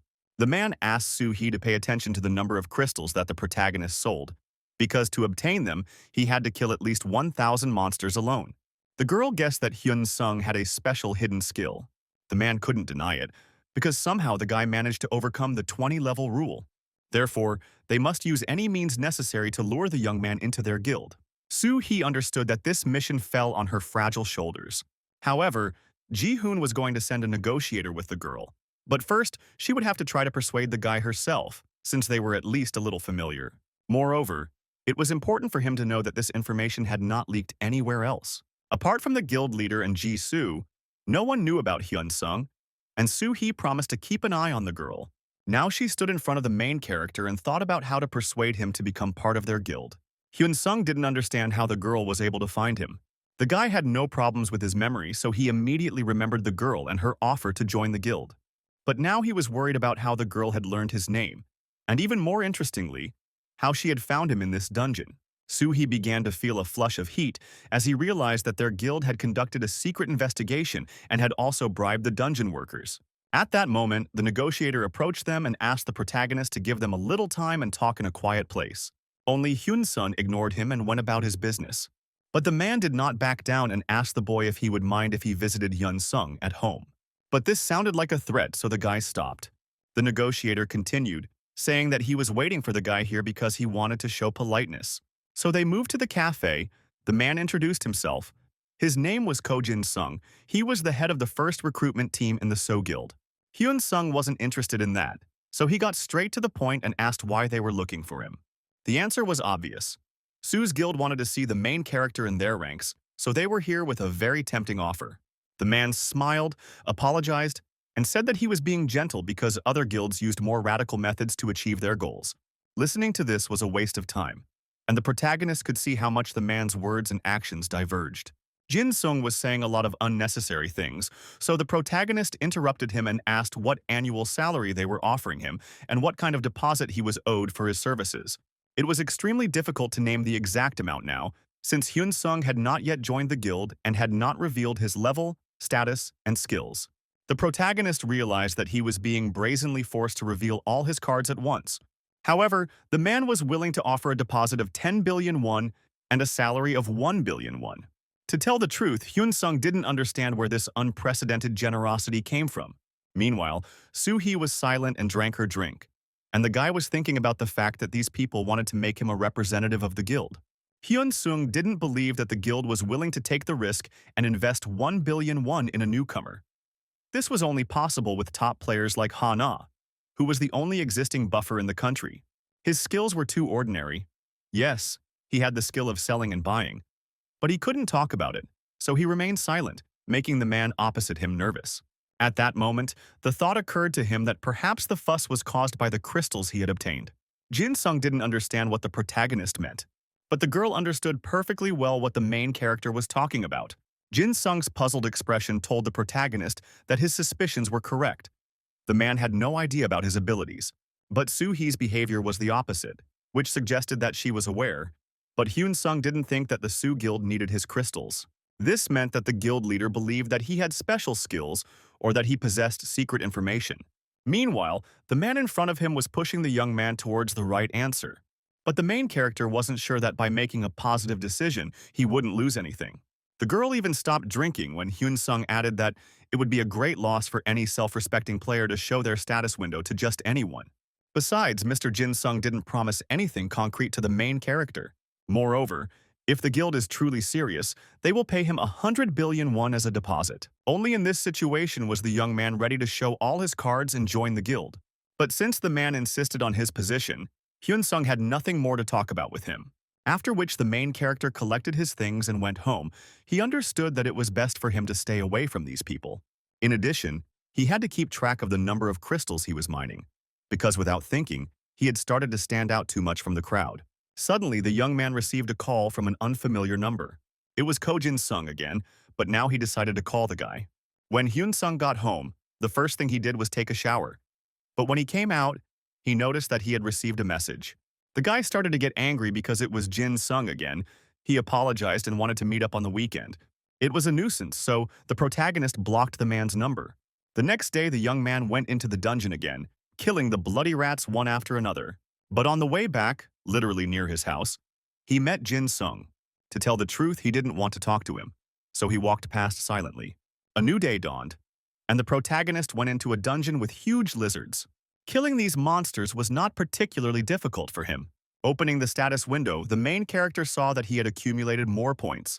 He was confident that with such a resource he would quickly be able to buy the coveted elixir. Besides, today the guy wanted to go to the Red Wolf's dungeon. Hyun-sung entered the dungeon with the other players. He looked at the monsters and realized that they looked stronger than the lizards that were yesterday. However, he was confident that he could handle them in one go. Now he wanted to start by obtaining the title of Red-Haired Wolf Hunter. Deep within this dungeon lived powerful monsters that had already killed players. Oh Chang-soo looked at this picture and couldn't believe his eyes, even though he was a level 71 player and had seen a lot before. However, he believed that he had enough strength to kill this monster that ate his comrade. But the monster was faster and bit off the young man's right hand. While there was still a chance, Chang-soo tried to escape. But this time too, the monster was faster. A second later, the guy lost his head. Meanwhile, the main character looked at the whole crowd of players who had gathered at the entrance to the dungeon. Hyun-sung thought that there weren't usually many people at the entrance. To tell the truth, the young man felt a vague sense of unease today. In general, he knew that 10 years ago, after the natural disaster, the number of interdimensional gates increased endlessly. But 9 years ago, the heroic rank gates appeared. The number of gates did not increase or decrease, but the number of players grew every year. Meanwhile, the main character was already in the dungeon and killing monsters. The number of wolves kept increasing, but the guy wasn't worried. He was already caught in a wave of excitement. Today, he was clad in his best armor and successfully combined fireballs and sword attacks. Now his fire attacks were much more powerful, and the blast wave from the explosions was stronger. After this, half of the wolves were destroyed, but a couple of individuals remained. The wolves were angry, ready to kill the protagonist on the spot, so they rushed to attack. Today, Hyun-sung decided to use brute force, so he punched the wolf in the face. The second one froze in place and growled. In addition, the young man activated the magic projectile skill and hit the enemies with it. This had a certain effect on the monsters, so the boy asked the wolves to attack him. The monsters didn't have to be asked twice. The whole pack rushed to attack. Hyun-sung kept up with his opponents, and now they were attacking each other. Thus, the protagonist earned a new batch of blue crystals, as well as a new title, and accomplished this faster than he expected. The young man was well aware that much of this depended on the sword he had received earlier. Hyun Sung looked around and realized that the area was empty, meaning that he had finished his work here. Having grabbed his bag with crystals, the guy was about to go home. But when the young man came closer to the exit, he stopped a little and looked around in surprise. Another group of players couldn't even handle one red-furred wolf. However, Hyun Sung decided to pass by as he didn't want to hunt near other players. So the main character went further. Another group of players was fighting in the next clearing, and he had to go further. Today the guy obviously had no luck, so he decided to go to another dungeon since everything here was occupied. But then Hyun Sung froze in place as he heard a terrible human cry of despair. At that moment he turned around to see what had happened there, since in theory there should have been one wolf and that's all. But he never expected to see several other players lose the upper parts of their bodies. The long-haired girl tried to escape from the suddenly appeared monster that was chasing her. But she didn't succeed, and her head flew in an unknown direction, after which this very head landed at the feet of the main character. For the first time, the guy was so disgusted by what he saw that he almost threw up, but he tried to hold back. The monster standing next to the guy was huge, and it had as many as 3 heads. Hyun Sung didn't know what to do in this situation, so he froze in place and looked into the monster's eyes. The main character was able to jump aside from the monster's first attack. It was obvious that the situation was too serious, and it was quite difficult to find a way out of it. So, the first thing the main character did was use his stealth skill and hide around the corner. But the monster was approaching in his direction. The young man and the monster were separated by a thin stone wall, which the 3-headed monster decided to destroy with its paw. Hyun Sung was well aware that the monster most likely saw him through his stealth skill. It's good that the main character had good reflexes, so he managed to jump back. Now the guy understood that he was in a difficult situation. The wall had collapsed and stones were flying in all directions. But it so happened that several sharp fragments flew at the main character. The problem was that several of these fragments wounded the guy in the stomach. Hyun Sung was slightly distracted, and then noticed that the monster had begun to attack again. The young man couldn't get out of the line of attack, so he decided to activate the stone shield. This helped the young man avoid death, as the recoil hit the middle of the monster's muzzle. But this was not enough for the monster to retreat, so it began to advance again, and the guy jumped back a decent distance and began to think about what to do next. He decided to throw the bag of crystals aside for now, so he used both hands and summoned 2 fireballs to attack. Moreover, Hyun Sung created 3 fireballs and threw them at the monster. All 3 heads of the monster began to roar in pain. The young man thought he had done it, although the feeling that the end was near did not leave the guy. The guy started running. He kept looking back. He noticed that his attack didn't do much harm to the monster. Meanwhile, the monster licked its paws, and the guy thought about where this strong and huge monster came from. The situation was strange, since this dungeon was rank 15 to 20, and this monster was clearly stronger. Once again, the guy launched 2 fireballs at the monster. They hit the left and right heads of the monster directly. The one in the middle was not hit by the fire attack. It was obvious that at this rate his mana would run out. The monster quickly came to its senses and chased after the main character, intending to hit him with its paw. A minute later, Hyun Sung received a strong blow from a paw on his back, which made him wince in pain. His legs gave way and the guy fell to the ground, and the 3-headed monster stood next to him, looking at its victim. The protagonist was incredibly lucky to survive, as before going into the dungeon he had the good sense to put on a vampire batrobe, which was extremely durable. Having risen to his feet, the young man began to run away, although he understood that his strength would not last long. After all, the monster's speed of movement was significantly higher than his own. But the guy found a way to fix this. He bought a speed-up pill and was going to swallow it. The main character needed time to fully grasp the concept, and he managed to win the coveted 20 minutes. The monster also came running, but the guy combined several of his skills, created a fireball, and threw it at the monster. This time, he managed to cut off half of the monster's right head. This inspired the protagonist. He was now confident that he could catch the monster, even if it took him 100 days. Meanwhile, Hyun Sung launched another fireball at the monster, but it covered its head with its paw. So the fireball hit the beast's paw, and it lost one of its toes. This was another small victory for the young man, who was now confident in his abilities. And then something happened that the guy didn't expect. The monster began to regenerate. This meant that no matter how many times the guy used the fireball, it would be of no use. Hyun Sung started running away and trying to remember what skills he had in his arsenal that were better than a fireball. The three-headed cat monster never left his side. As he walked, the guy looked through the list of items for sale and chose the active skill of creating a fire spear, although he had to spend a large sum of money. But now the price didn't really matter. The main thing was to survive. Having received an active skill, the protagonist slowed down and turned to face the monster. His mana reserves should now be enough to create a fire spear, which the boy began to do. Hyun-sung held a fire spear in his hand and waited for the right moment, but the beast had already come very close to him. The moment to throw the javelin was just perfect. At this moment, the protagonist began to ask all existing gods to help his weapon work. The fire spear hit the middle head straight, and the beast staggered. The main character began to rejoice at the result he had achieved because he had hit the target. But the monster didn't die but stood firmly on its paws and was very angry and ready to attack the man. But Hyun-seong also understood that the effect of the fire spear needed to be consolidated, so he prepared to throw it one more time. And now a fiery spear flies straight into one of the monster's heads. But the monster wasn't stupid, so he turned his head to the side and the spear flew past. Now this was a problem because the young man was counting on this attack. But now he had to change his strategy, and he created two fire spears. Neither man nor beast was going to lose, so when the boy rushed to attack, the monster fell to its paws and the spear flew past again. However, the protagonist had another spear, so he aimed better. This time, the guy was able to get into one of the monster's chapters. The monster had one last head left, so the guy was confident that he could win. At this moment, the main character's status window opened. Hyun-sung realized that his mana was almost at 0, but his stamina was completely fine. The young man understood that if he could hold out until his mana was restored, he would be able to defeat the monster. Meanwhile, some pretty strong players started gathering in the dungeon and found the corpses of guys and girls, which led to panic all around. Suddenly, the man in the cloak called his 3 comrades to him, saying that there were traces of a monster left here. They froze in place, as the footprint in front of them belonged to some kind of giant monster. The girl didn't understand whether they should follow these tracks into the dungeon. One of the guys thought that sitting around and doing nothing was impossible, since they couldn't contact the security service anyway.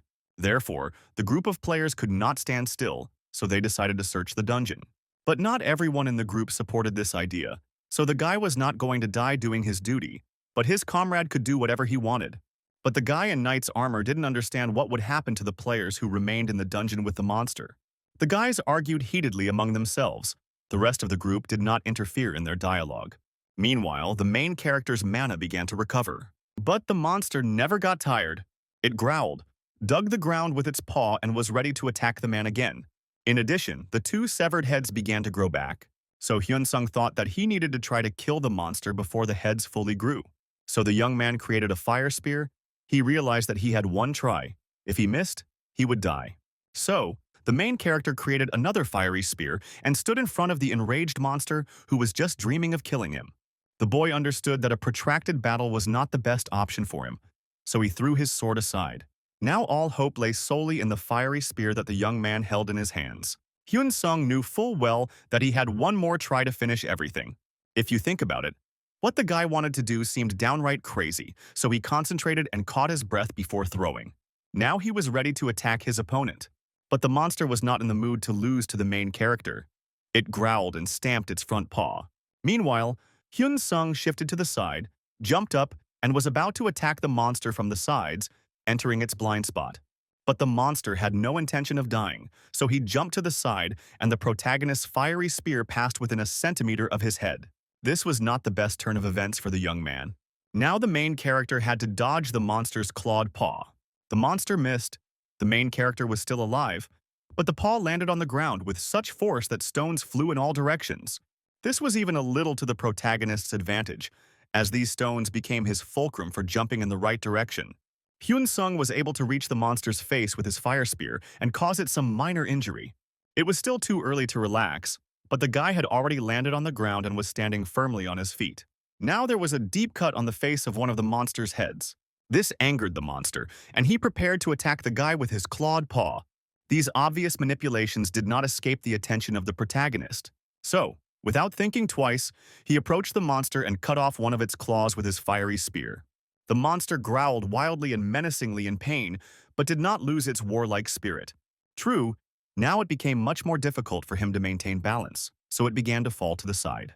The main character took advantage of this and moved behind the monster. Moreover, he began to run along the beast's back. But as soon as the huge cat stood up on all fours, the main character found the most painful spot on the back of the beast's neck and struck it with his spear. At the moment the fire beam pierced the monster's body, it had already grown a medium head. The right head exploded, and the protagonist thought that he had won. But the beast was not dead yet. It raised its clawed paw and was about to strike the young man with it. This was unexpected, so Hyun-sung had to go on the defensive. This time the shield didn't help him. Moreover, it shattered into hundreds of small pieces after coming into contact with the beast's paw. What was worse was that two of the monster's three heads began to rapidly regenerate. Hyun-sung could immediately come up with a plan to survive and win. New ideas didn't rain down on the guy like hail. The only thing he understood was that his opponent was a very tough nut to crack, and he only had enough mana left to deliver the final blow. The young man strengthened his fire spear with everything he could and prepared for the final attack. The guy jumped high into the air, aiming straight at one of the monster's heads.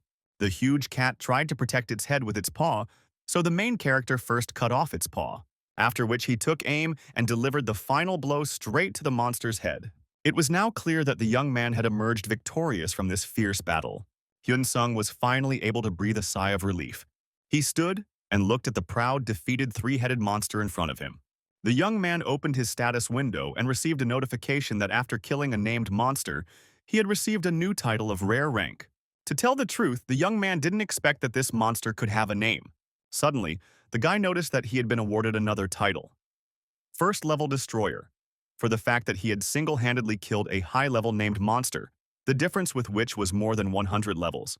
It was nice to receive two new titles, but the young man wasn't sure they were worth the effort. At that moment, he noticed that a strange glow appeared above the monster. As a result, a beautiful manuscript appeared before the main character. Hyun-sung had no doubts about whether to take the book or not, so he reached out and took what was rightfully his. It was a passive skill that the young man could develop over time, the gist of which was that he would not die until his head was completely destroyed. If he doesn't die immediately, his wounds will gradually stop until they heal completely.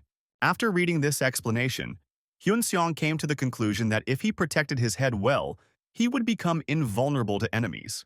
What was also interesting was that this skill was so rare that the main character had never seen it listed for sale or for purchase, meaning that if he put it up for sale, all the tanks would fight among themselves for the right to possess it. Hyun-sung was about to leave the dungeon, wondering what rank the item he received would be equivalent to. The most important thing was that this prize was one of a kind. The young man didn't have time to take a good look at the book before the system sent him a message suggesting he study this passive skill. The guy, of course, could have refused, but he decided that this skill would also be useful to him, so he pressed the consent button, and a pleasant blue glow reached him. As soon as Hyun-sung mastered the skill of immortality, the wound on his hand immediately began to tighten. The plus was that the wound was gone, the minus was that this process had drained his stamina. But the main character wasn't too upset, as he had plenty of stamina. Also, the new skill and name increased all of his stats by 5. This news turned the protagonist's head, as he understood that this was just an ordinary rank, but if he achieved the highest rank, the increase would be several times greater. And the title he received after killing the named one increased his endurance 3 times. Now that the boy was safe, the three-headed Graydon seemed like a nice guy to him. There was no point in reminiscing, so Hyun-sung went home. Meanwhile, the Players Association, a team of killers, was hurrying on the trail of the huge cat. The group stopped abruptly as they saw other players ahead. Shin Yuna said that they had received reports that a high-level monster had appeared in the red-haired wolf's dungeon, which was why they had come here. The girl asked other players to leave the dungeon, as several people had already died within its walls. The other team members didn't really believe this information, but it was the absolute truth. As soon as the outsiders left the area, Shin Yuna's subordinate scanned the area and concluded that there were no monsters here other than the red-haired wolves. But here, surprisingly, there were other players. Shin Yuna wanted to know how many there were and in what direction they were located. She was ready to hear anything except that there was only one person in the dungeon. With a sense of duty accomplished, the protagonist walked home, although he had not yet left the dungeon. At that moment, he heard someone approaching him from behind.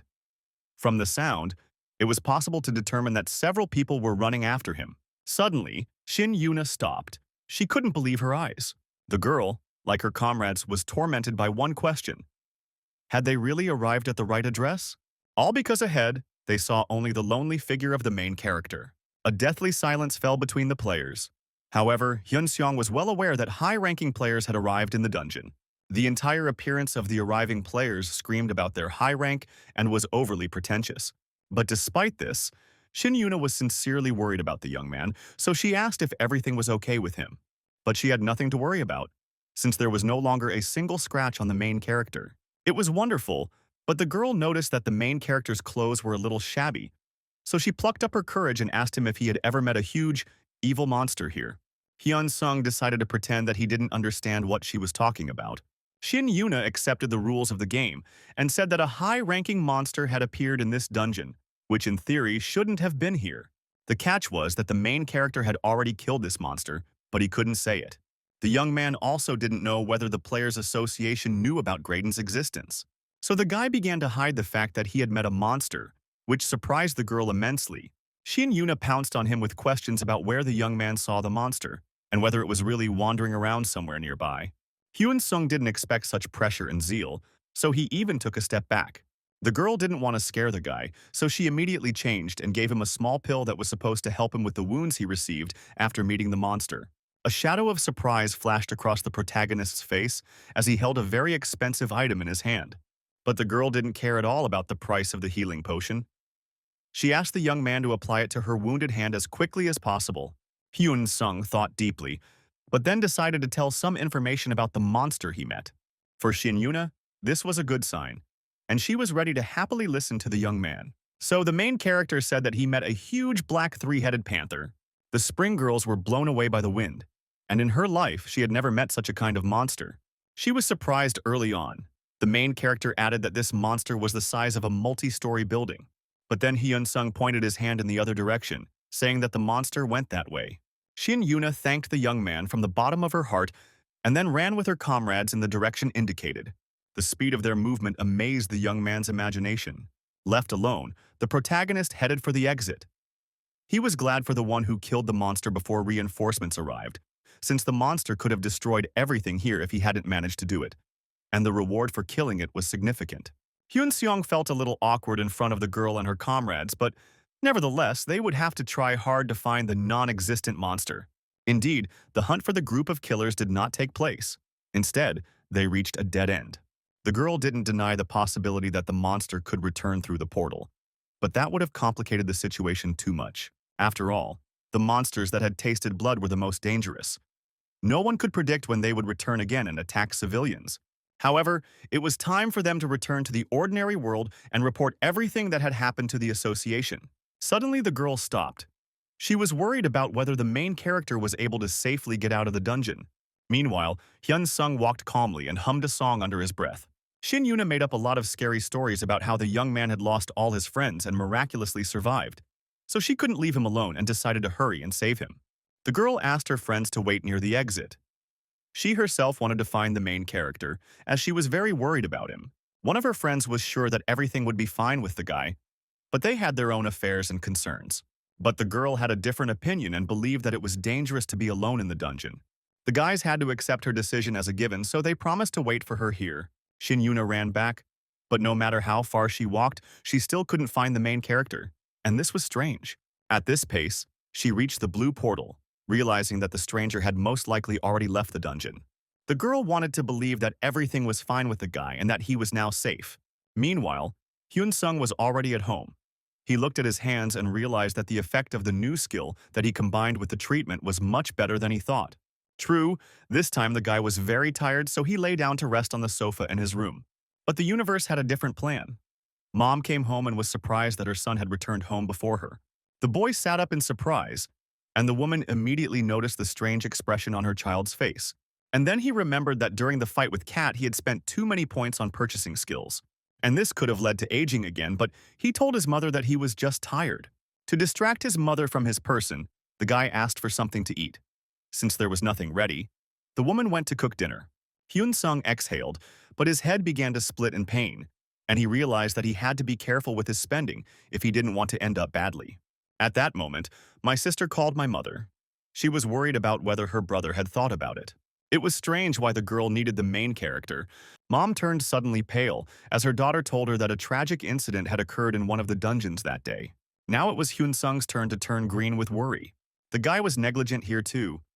He didn't think that he could be listed as missing in the dungeon during the incident, and his family would find out about it. There was nowhere to run, so the boy had to think of what to say to his mother, who had already approached him. Now it was clear to her why her son had come home so early. The main character couldn't think of anything better to do than start lying, saying he hadn't even seen that scary monster. But his words did not convince the woman. She now clearly understood how serious the player's work was. She did not want her son to take unnecessary risks. But for the first time in his life, the main character liked what he was doing. The guy claimed that he was having a good time in the dungeon, killing monsters and getting stronger every day. Meanwhile, an investigation was conducted in the red-haired wolf's dungeon, which was temporarily closed, and it turned out that 2 security personnel had died, but were unable to fight off the monster. Shin Yuna couldn't believe that this monster was wandering around here, because she and her comrades had searched every inch of the dungeon and found no one. But Dong-soo couldn't confirm or deny the girl's words, since he himself didn't yet understand what had happened here. But the first thing he decided to do was follow the monster's trail. Since Shin Yuna had no fewer questions, she decided to follow the man's trail. They had already walked quite a decent distance, and Dong-soo thanked the girl for volunteering to accompany him and ensure his safety. Suddenly, the man stopped. He concluded that this was where the monster attacked the low-ranking players. After finishing with the people in this place, the beast turned in another direction in search of new victims. And then Dong-soo saw a rather strange picture. The man started running to catch the vision. He saw a monster attack one player, but he fought back and ran away. Then the monster and the man ran and exchanged blows. At this moment, from the man's fragments of words, Shin Yuna began to remember about the lonely player she met around here. Kim Dong-soo was sure that the monster had come out of the spatial gate, but there was no sign of it having entered. Even now, Dong-soo could still feel the remnants of the fire magic. The man continued to run forward. He understood that the stranger had well-developed agility, which indicated that he belonged to the class of sword mages. After some time, the man and woman ran to the place of the last battle between the monster and the man and looked at the last traces of the monster. Dong-soo assumed that it was in this place that the monster received an extremely serious wound, as a result of which it lost a lot of blood. The picture still didn't come together in Shin Yuna's head. She couldn't understand how some nameless player could seriously injure the monster, and how 2 security personnel were killed. Meanwhile, Dong-soo changed his initial opinion about the player's class, as he now realized that the guy was most likely a mage with a high level of agility. The thing is that the main character used a strong magical skill to defeat the creature. A few minutes later, the men and the girl moved a little deeper into the dungeon and stopped, since the most important thing happened right here. Shin Yuna couldn't quite imagine what could have happened here, since there were no traces here except for emptiness. At that moment, scenes of close combat between the protagonist and the monster flashed before the man's eyes, so he concluded that his first guess about the guy's class was correct after all. But they couldn't find the monster's corpse because the residual magic after his death turned into some kind of object, which the young man took. No matter how hard she tried, the girl could not hide her surprise because something like this had never happened before. The fact is that magical swordsmen could be counted on the fingers of one hand, and they were considered universal soldiers, so they did not have one specific specialization. Moreover, the main character fought a monster whose level was several times higher than the level of this dungeon, and he did it alone. Dong-soo wasn't sure, but he assumed that the player who defeated the monster was at least level 24. However, something in this story clearly did not add up, since this young man was not a security officer, while the employees guarding the spatial gate were killed instantly on the spot, and he not only did not die, but was not really hurt. Moreover, the security personnel who were in the dungeon at that time did not look for the monster, but waited for the arrival of the assassination squad. Therefore, it was only now that Shin Yuna began to realize that that player was far from ordinary. Dong-soo suggested that it might be a person who had not yet renewed his player ID. Yes, of course, this could have happened, but the girl hardly believed it. She understood perfectly well that before changing the player's ID, it was possible to level up to at least 50. But was that really the case? Moreover, none of the players who were in the dungeon received equipment from the guild that day. The man agreed with her that the whole situation seemed very strange. Personally, he was worried about another inconsistency. If this player was a high level, then why would he hunt in such low-level dungeons? Suddenly, Shin Yun became curious about whether Dong-soo would be able to track down the player who defeated this monster. In truth, up until this point, the man had only been tracking monsters, but he still decided to try tracking the player. To do this, He activated his skill again, but unfortunately, the player's tracks were lost after the battle. So, after racking his brains, he came to the conclusion that looking for the young man was like looking for a needle in a haystack. But the girl still didn't understand why the man refused, since he had managed to find traces of the battle between both the man and the monster. The thing is that large monsters cannot help but leave traces on the terrain. It doesn't really matter what such a monster does, there will still be traces, but a person is a completely different matter. His traces are not so easy to find. There was also no indication that the player would use any skill after defeating the monster. If the young man used the skill, the man could track it by the remaining magical energy. At that moment, Xin Yuna realized that she had asked the young man to do the impossible, so she sincerely asked Dong Su for forgiveness. On that note, it was time for them to end their work together and return. Returning to the Players Association headquarters, Xin Yuna sat down to look through the documents of the registered players, as she had become interested in a young man in the dungeon who had single-handedly defeated a level 100 monster, so she wanted to get him into her ranks and not give him to other guilds. The girl knew perfectly well that the Players Association was subordinate to the state, and that private guilds belonged to specific individuals, so players often preferred to join guilds rather than become part of the association. Only in the first years after the disaster did the Players Association have any significant influence in the world. At that time, its members included outstanding individuals with great potential, but over time, the association's influence began to wane. At the same time, the guild's influence became more and more. Thus, politicians emerged who occupied high positions in the Players Association, without having proper knowledge about players, monsters, and dungeons. These people talked about their patriotism at every turn, but at the same time forced the players to work for pennies. Guilds, however, were sponsored by various large companies, so they could and did offer players high salaries and excellent working conditions. But soon, purges took place within the Players Association. Corrupt officials were asked to leave, and their places were taken by ordinary players. Thus, they contributed to ensuring that their subordinates received a decent salary, and now they were competing with the guilds. Now the Players Association has cleared its good name and has achieved prosperity. However, there were significantly fewer active players in its composition than in guilds. Therefore, Shin Yuna wanted to get the main character into her ranks by any means necessary. A new day had arrived, and the protagonist was getting ready to hunt in the red-haired wolf's dungeon, since he had already visited all the other dungeons that were near his house. But before leaving this time, Hyun Sung began to study the dungeon lists. Since they weren't allowed into a similar dungeon near his home, the guy decided to fly to the nearest province to hunt, and he also wanted to improve his skill. He couldn't find any information about the new passive skill online, but using it constantly was unlikely to improve it. And the guy didn't want to intentionally harm himself. Upon arrival, the protagonist checked into a hotel and rested, pondering how to conceal the amount of crystal he had received, as he did not trust the association. After his latest mistakes, Hyun Sung knew he had to be much more careful. The constant checks at the exit weren't because the workers were worried about monster eggs and the like. They were making sure everyone was paying their taxes in full.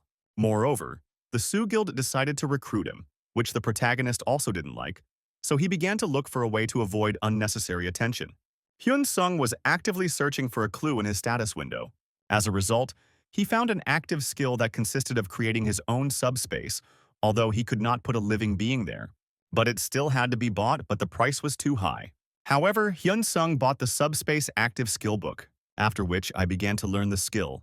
It took the protagonist a few minutes to learn the skill, after which he decided to open his own subspace. Surprisingly, the young man got it right the first time. Curiosity, that's what he felt now. So, without hesitation, he looked into the subspace. It turned out to be much more spacious there than he thought. After thinking, the guy compared the size of his new acquisition with his previous home. Now would be a good time to go and hunt to replenish our resource supplies. After some time, Hyun Sung stood near the entrance to the dungeon and wondered if everything would go well this time. To prevent anyone from noticing the slight changes in his appearance, the guy covered his face with a scarf. But looking at the knight in armor, he thought that in this form he would look like an aristocrat. And as he passed by the man with purple hair, the guy thought that there were a lot of eccentric people among the players. And so the main character reached the player support representative, who began to study his player card. But when Hyun Sun wanted to take his document and go further, the man stopped him. However, after some time, the main character finally got into the dungeon and began killing monsters. Finally, he had a new title in his pocket, as he had already killed 1,000 motley wolves. So far, everything was going quite smoothly, which couldn't help but please the guy. Except for the moment when the association employee at the entrance took his fingerprints under a strange pretext. But after that, they didn't ask anything else. Didn't ask to show my face and let me into the dungeon without any particular problems. The protagonist did not waste time, opened the subspace and hid some of the crystals there. But I decided to put a few in my bag, since it would be strange if he came out completely empty-handed. Meanwhile, the second team of the Sioux Guild became active. So Taeyeon found out information about the main character and decided that they should be the first to enlist his support. If that was the case, Jung Seon-woo was eager to hear the details of the case. It turned out to be an interesting movie. Less than 2 months had passed since the guy's awakening, and he alone visited dungeons of levels 15 to 20. But the main thing was that Hyun-sung was able to bypass the 20-level rule. Toon couldn't say for sure, but the likelihood of the information being true was high. Sonu hoped that no one had lured the guy away yet. And this was true, because the main character asked the first team for too high a fee for his work. But when Sonu found out that the protagonist was asking for 100 billion won, he thought the kid was crazy. The truth is, it wasn't the amount itself that was the issue, but rather that Hyun-sung was willing to show the status window after receiving the deposit, while Ma Ji-hoon wasn't going to pay the money until he saw the player's status window. So Jung Seon-woo even became a little more cheerful since his colleague was still as stupid as in the good old days.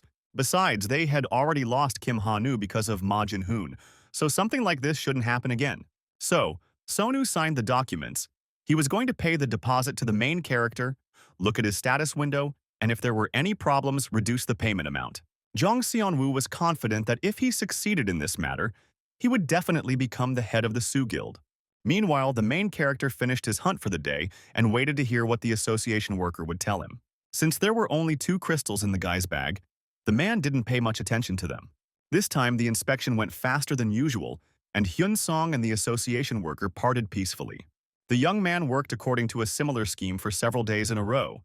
Now, he needed to put all his things in order, and besides, he received the last rank with the wolves.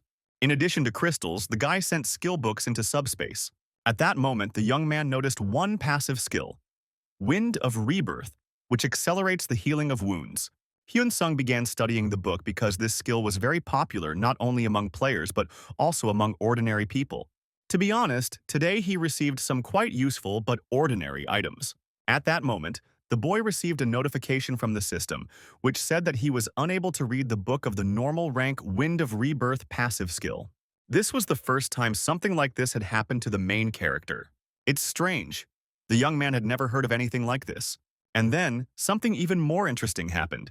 His unique rare rank passive skill book, Book of Immortality, absorbed his normal rank passive skill book, Wind of Rebirth. Thus, the Book of Immortality was able to develop. However, when he started looking at the skill's characteristics, nothing had changed, even though it was clearly written that it could be developed. But if you think about it, you can see that this book was absorbing other skills that contributed to the healing of wounds. However, Hyun-sung had no idea how much his skill had developed. So he decided to conduct a little practical experiment. For this, he took out his sword in order to cut his finger. The small, shallow cut healed in just a few seconds. There was no difference between before and after absorbing the normal skill. Therefore, the question arose as to how many such 30 million one skill books his Book of Immortality would need to absorb in order to improve. If you add it all up, it was a very poor investment. Having finished his business, the young man left the dungeon and walked along the city streets. Suddenly, another unknown number called him. The guy even thought that it was most likely spam. However, Hyun-sung answered the call because anything could happen. This time, he received a call from the head of the second recruitment department of the Sioux Guild, So Tae-woong. The young man was angry at this news. He had thought that after he started taking a few crystals out of the dungeon, they would leave him alone. Tae-woong pretended not to notice Hyun-sung's irritation, because he was ready to personally bring the contract for signature, as well as a suitcase with money, totaling 100 billion won. This was an unexpected turn of events for the protagonist. This time, Tae-woong was sure that it was in the bag, as they fulfilled all the guy's wishes. Hyun-sung was frantically trying to come up with an excuse. The first thing that came to his mind was to refer to being busy hunting, which is what he did. For this reason, he cannot come, but he does not mind reading the electronic version of the contract. The man agreed, and Hyun-sung realized that he had bought himself a little time. Before the main character could catch his breath, he received a message from Tae-woong. in which he said that he had sent the guy a contract by email and message and asked him to write to him after reading it. The news wasn't pleasant because the guy just wanted to live peacefully, and not all this. Having received the contract, the protagonist went to consult with lawyer Lee Young-chul. The man carefully read the terms and concluded that the guy was being offered very good conditions. But there were a few questionable clauses that stated that in the event of unforeseen circumstances, some items would be confiscated from the protagonist. For clarity, the lawyer printed out the contract. So, if a player damages the guild's image, the contract will be terminated. The contract will also be cancelled if the player's abilities and skills do not correspond to the guild's status. In addition, if the contract is terminated due to the fault of the young man, he will have to pay a penalty in the amount of 10 times the amount. After hearing this proposal, Hyun-sung almost ground his teeth in anger. At this moment, the main character received a call from Ko Jin-sung from the first team. Now the young man was ready for dialogue. The guy didn't want to talk in the presence of a lawyer, so he decided to go out into the corridor for a while. Mr. Jin-sung didn't yet know that he had been beaten to the punch, so he called the main character to talk about a future contract. He tried to reduce the deposit amount to 50 billion won. Hyun-sung decided to make the man a little nervous and asked if his demands were really that high for such a guild. The man understood perfectly well that the guy was asking for 100 billion, not 50, but he still hoped for a reduction in the amount of the deposit. Besides, the young man should look at things more realistically. After all, even though Sue's guild was large, that kind of money was still too much for her to pay off all at once. Besides, the sum of 50 billion won is the only thing his management agrees to, not a one more. Then the guy decided to surprise his interlocutor and agreed to think about his proposal. But first, he would like to look at the contract and then make a final decision. This was great news for Dong Jin-sung, so he sent the contract to the protagonist, who then went back to the lawyer.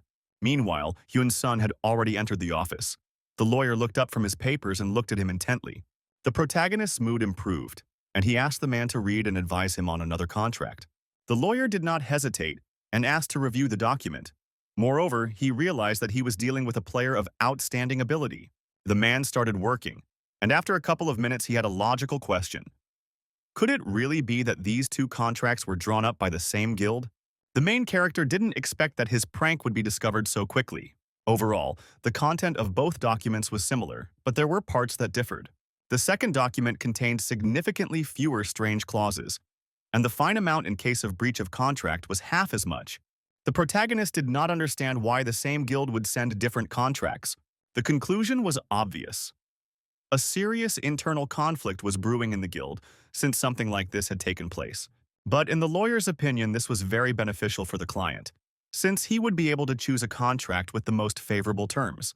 At that moment, Hyun-sun had an idea: to create one contract based on the two contracts, eliminating all the points that were disadvantageous to him.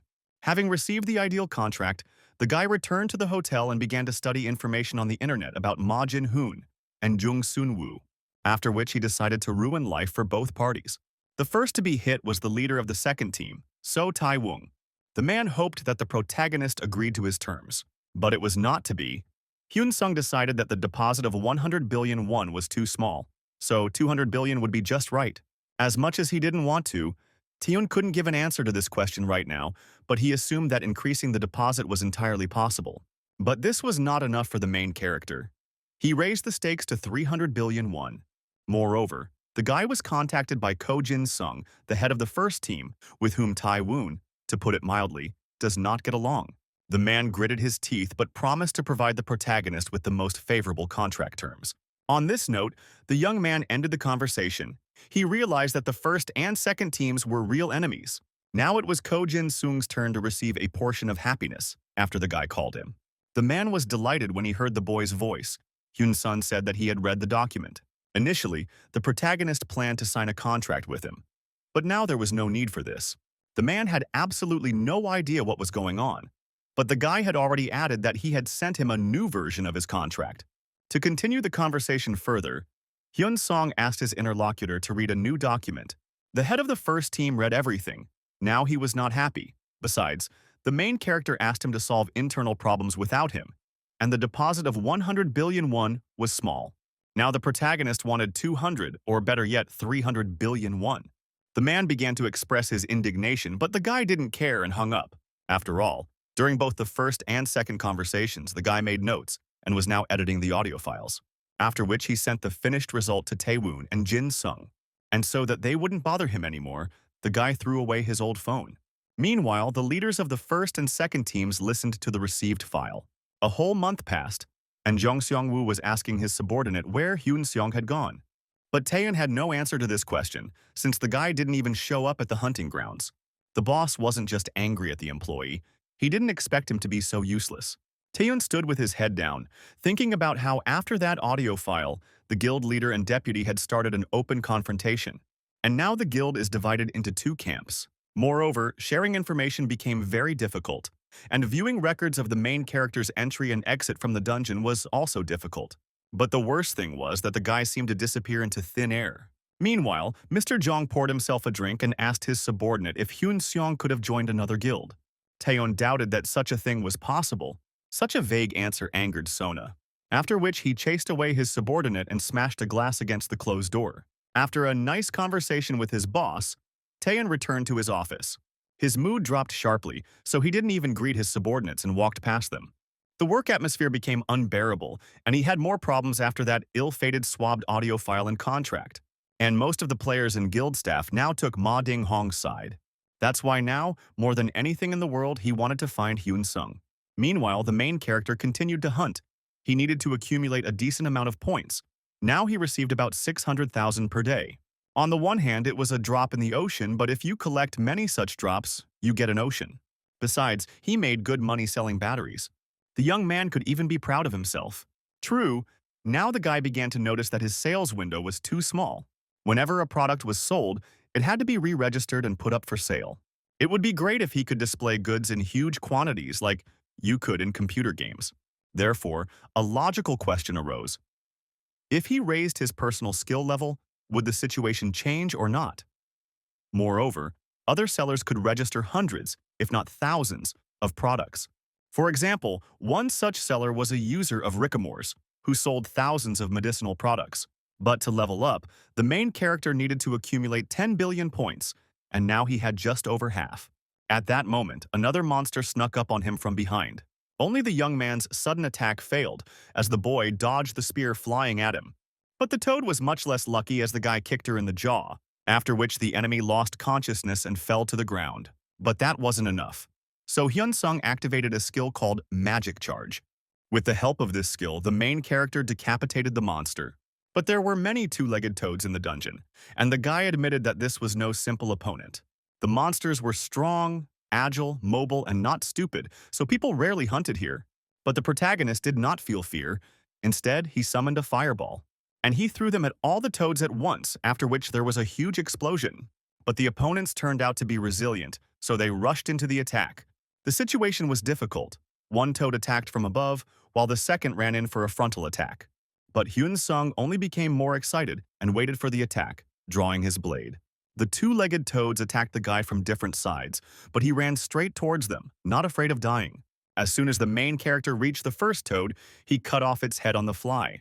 The young man cut his next two opponents into two equal parts. A few moments later, green crystals lay on the ground, and the boy realized that this time one blow was enough for him to win. At that moment, the guy read a notice that someone had bought all the batteries he had put up for sale. Incidentally, this was not the first time something like this had happened, and it looked very strange. And then a complaint came from a customer. This time Hyun Sun had a bad feeling, but he boldly opened the text of the complaint. In it, Crow's customer demanded that the guy sell him batteries at half price, and if he didn't do so, he would deeply regret it. Moreover, all the other complaints were of the same content. It was a strange complaint, so the main character decided to see what this Crow was doing, and it turned out that he was selling various stats. But for some reason, he only bought batteries from the main character. Hyun Sung would understand the complaint if Crow bought items from him like a Tamagotchi, a Polaroid, or an electric razor, items that run out of battery quickly. But Crow only bought batteries and wrote a complaint. Moreover, he demands that the goods be sold to him at half price, and he even sets a time frame. Hyun Sun wasn't going to follow the lead of such a provocateur, so he put the batteries up for sale at the old price. As soon as he did this, the goods sold like hotcakes. But a minute later, a complaint came from Crow. The protagonist didn't like this, and he had already been blocked from trading due to complaints. At that moment, the young man realized that Crow just wanted to be blocked. So the guy decided to try something. Meanwhile, Crow put all the purchased batteries in a beautiful vase and placed it in a prominent place in the room. The demonic-looking man was curious to see how long the protagonist could tolerate his bullying. Moreover, he considered himself invincible, which means that a person is doomed to failure. For beginners, the skill of selling and buying has always felt like a blessing from heaven. By actively using this skill, Crow became strong and invincible in a short time.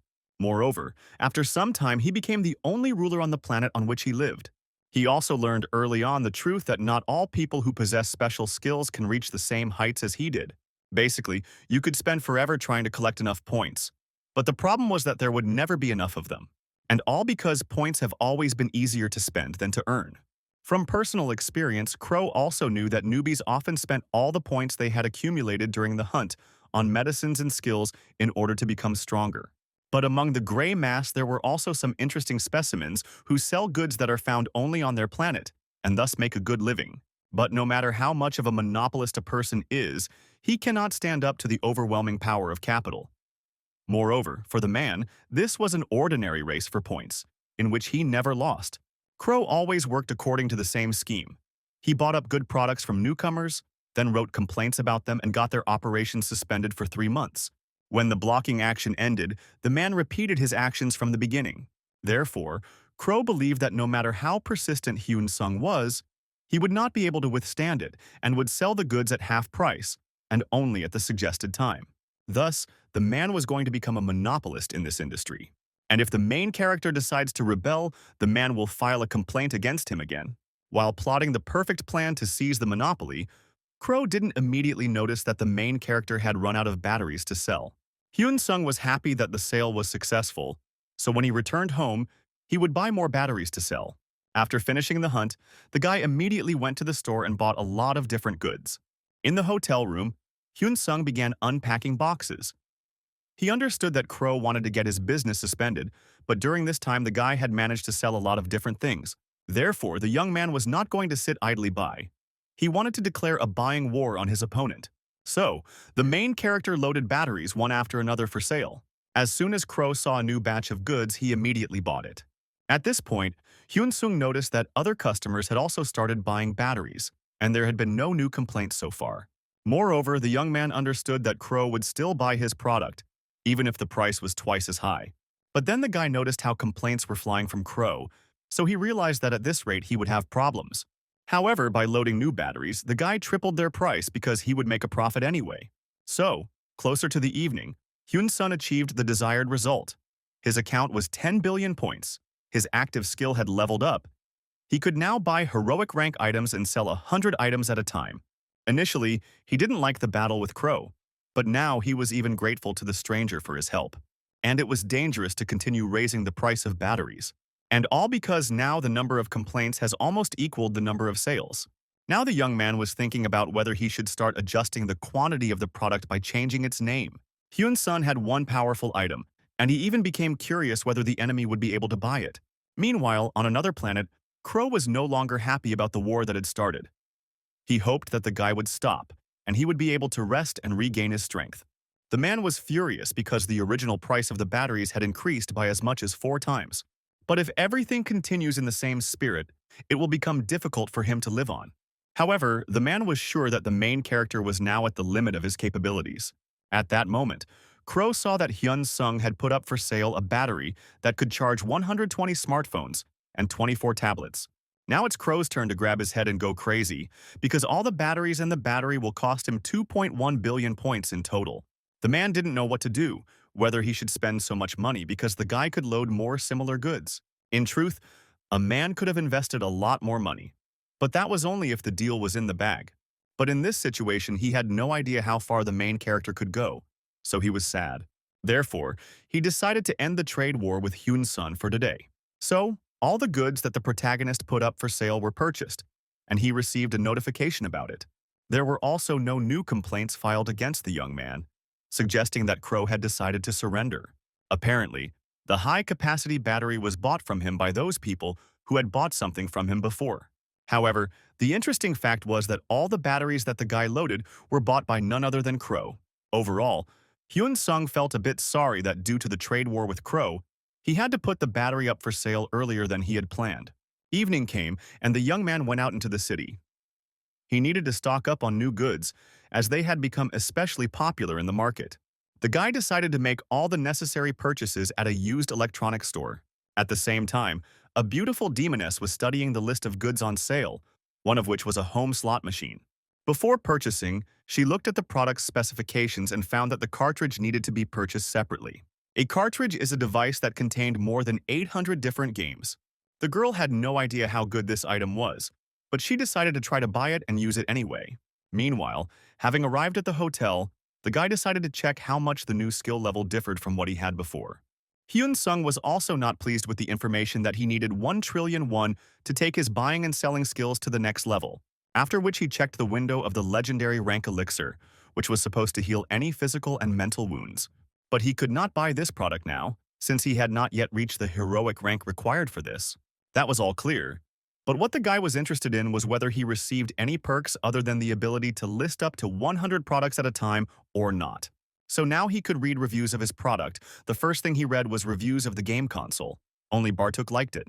But no one liked the razor. Buying this item was considered a waste of points and time. That was all clear, but the guy decided to look at what was being written about the battery.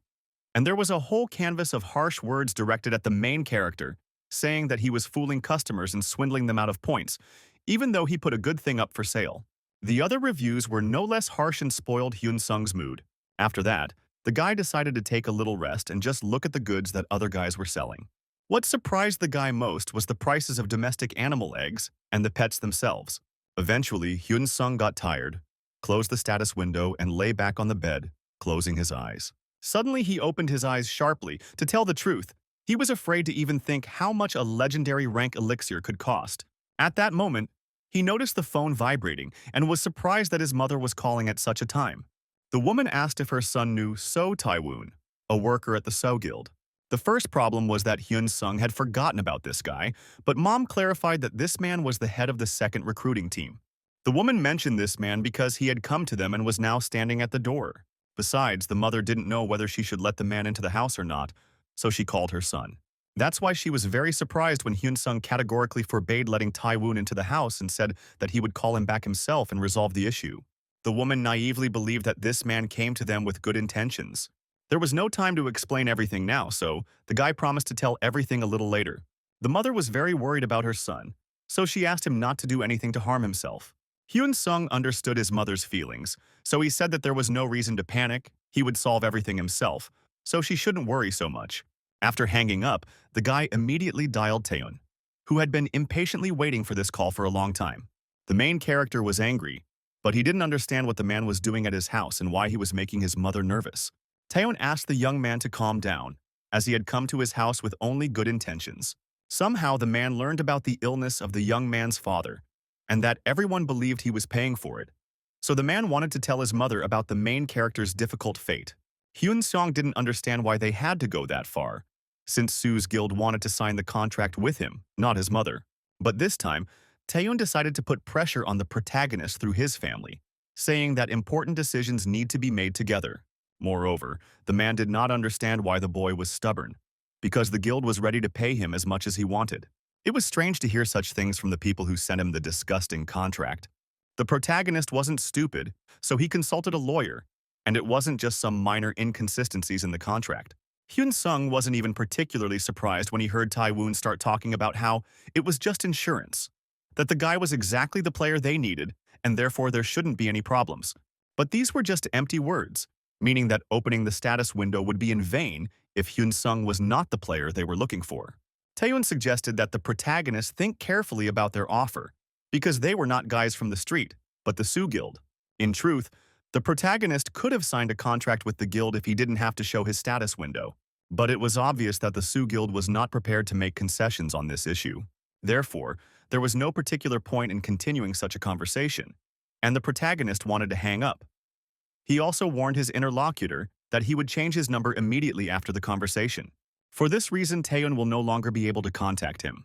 It would also be better for the man to stop trying to disturb Hyun Sung's mother, because if this happens again, the guy will not turn a blind eye to it. The call ended, The man was very angry at the main character, as he had messed up all his plans due to his overconfidence. Immediately after this, the man called one of his employees in the office, who was tracking the location of the protagonist. The call was just long enough for this, and a second later, Taeyeon received the guy's geolocation. The new information raised questions, as Hyun Xiong was in the territory of the Osun Guild. Since things had taken such a turn, the man gave orders to involve the Woohyun Guild, whose members were supposed to thoroughly intimidate the main character. Meanwhile, Hun Sung went to the store again. He decided to buy as many items as the sales window allowed. So, in a short period of time, he filled his cart with different boxes. Unexpectedly, his gaze fell on a bright and large sign of the famous Gucci brand. Knowing how popular their items were, he bought several copies to sell. Now the main character could go home with peace of mind, as he had bought enough of everything. After shopping, it was time to stretch your legs and do a little dungeon hunting. The humanoid toads were waiting for him with open arms. They were the first to attack the main character, but he was just waiting for this, so he took out his sword to repel the attack. Therefore, before the first group of toads had time to reach Hyun-san, he beheaded them. The second group of toads was less fortunate. The main character cut them into two equal parts. The enemy's body parts were already lying on the ground, and Hyun-sun decided to attack the survivors from the air with a fireball. He hit the target quite accurately, causing a large explosion. 5 hours passed at this pace, and the guy received a new highest rank for killing humanoid toads, and he also finished faster than he planned. It was already evening when the young man left the dungeon. He was so absorbed in his thoughts that he did not notice that he was being closely watched. He thought about the fact that he had little time left, which meant he could also go to the goblin dungeon. Passing by one of the gateways, he did not notice that a suspicious group of players had gathered there. The men were waiting for the main character, so they decided to follow him first and then decide what to do next. Meanwhile, Hyun-sung had already entered the goblin dungeon and was quite surprised. It was the first time the hunting ground was in such a large forest, so he decided to sneak past the dungeon guards. To do this, he used his stealth skill and easily passed by the guards unnoticed. Having gone quite far into the thicket of the forest, the young man realized that the guards would not see him here, and there were plenty of goblins to fight. Therefore, it was possible to start the hunt right now, and the guy prepared the first attack. Using the magic projectile, the protagonist decapitated the first two goblins that were closest to him. The guy threw a fireball at a group of goblins gathered a little further away, but this time the monsters were able to survive and rush to attack. This was even more interesting because the monsters turned out to be smarter than the previous ones, but the guy had already prepared a fireball for an attack. Some goblins were consumed by Hyun-seong's fire, while others were unlucky enough to be hit by his magical projectile and die. Suddenly, the young man saw out of the corner of his eye an arrow flying towards him from the side. Thanks to his good reaction, he was able to avoid dire consequences for himself. What was also interesting was that the goblins were divided into classes. Some attacked with axes or swords, but there was a group that stood to the side and shot darts from there. The main character was lucky not only with his good reaction but also with his robe, which was not damaged by the large number of darts. The cloak was durable and the mood was right for a counterattack that resulted in several goblins losing their heads. But the time was late, and Hyun-sung decided to end this fight by sealing one of the monster's heads into the ground. He cut down the rest and was ready to go home. At that moment, he heard someone's footsteps and was surprised, as he thought that there were no more enemies left. But this time it wasn't goblins, but ordinary players who thought the protagonist was causing trouble on their territory. To be honest, Hyun-sung was expecting to see goblins, but not other players, especially those with complaints. These men needed to find any excuse for conflict, so they began asking why the guy was hunting on their territory. But Hyun-sun didn't understand what was going on. He was paying exactly the same as the guys, which meant that the dungeon could be considered his property.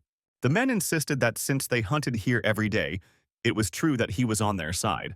But they will forgive the main character if he gives them all the crystals he just mined. True, this was not enough. So in exchange for the killed monsters, the guy had to leave them all his equipment. Hyun-sung didn't know how to talk to people who were out of their minds, so he remained silent for now. He had read about similar cases, but the guy could not even imagine that something like this would affect him. Nevertheless, he tried to talk to the men as an adult to adults, because such actions were definitely wrong. But it became clear that words would not help here, as the men began to threaten the protagonist even more actively. The thing is that in the dungeons it was possible to use various modern weapons, but electronics did not work here. Therefore, if conflicts between players occurred in the dungeons, only the players who witnessed the situation could resolve it. And no one is surprised by the deaths of players, since during a battle with monsters, various things could happen, especially if a newbie is entering the dungeon. But there were always those players who took advantage of this. The protagonist knew very well that there were groups of criminal players who robbed colleagues, but there were cases when they killed them. And Hyun Sung was unlucky enough to meet such people on his way. Although, on the other hand, the main character did not understand why the men were provoking him. Did they really not see what he had done to the goblins? And then, after a few seconds, the men all started attacking the young man. Hyun Sung was not afraid and kept a close eye on his opponent's movements. For him, their movements were very slow, though he had to jump to the side. But flicking his nose was also not an option, as two men were attacking him from above, and several more were using ranged techniques. However, the protagonist destroyed the sword of one of his opponents with one move. After this, Hyun Sung punched the man in the stomach, causing him to fly back several meters. The young man punched another opponent in the jaw. The rest of the players had not yet attacked and stood there, looking at the main character in shock. But as soon as they recovered from the initial shock, the guys rushed into the attack. It so happened that the first player was defeated again when his sword was cut into two pieces. And the main Hyun Sun did it in one movement, without taking a step from his place. After that, he knocked out the closest attacker and rushed to counterattack the others. So, after a few seconds, he found himself next to another player. Moreover, the sharper the guy's sword was, it turned out a millimeter from the enemy's eye.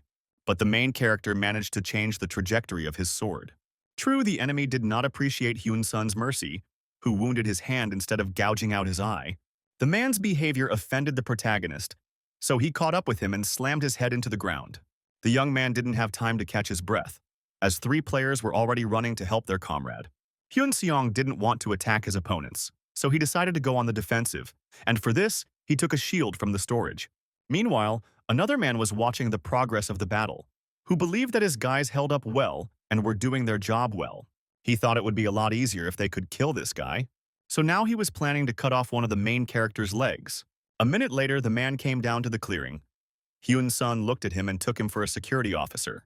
But the man didn't respond to this, but the other guys started calling him the boss. Suddenly, the man spoke, wondering if it was Hyun Sung who had beaten his subordinates.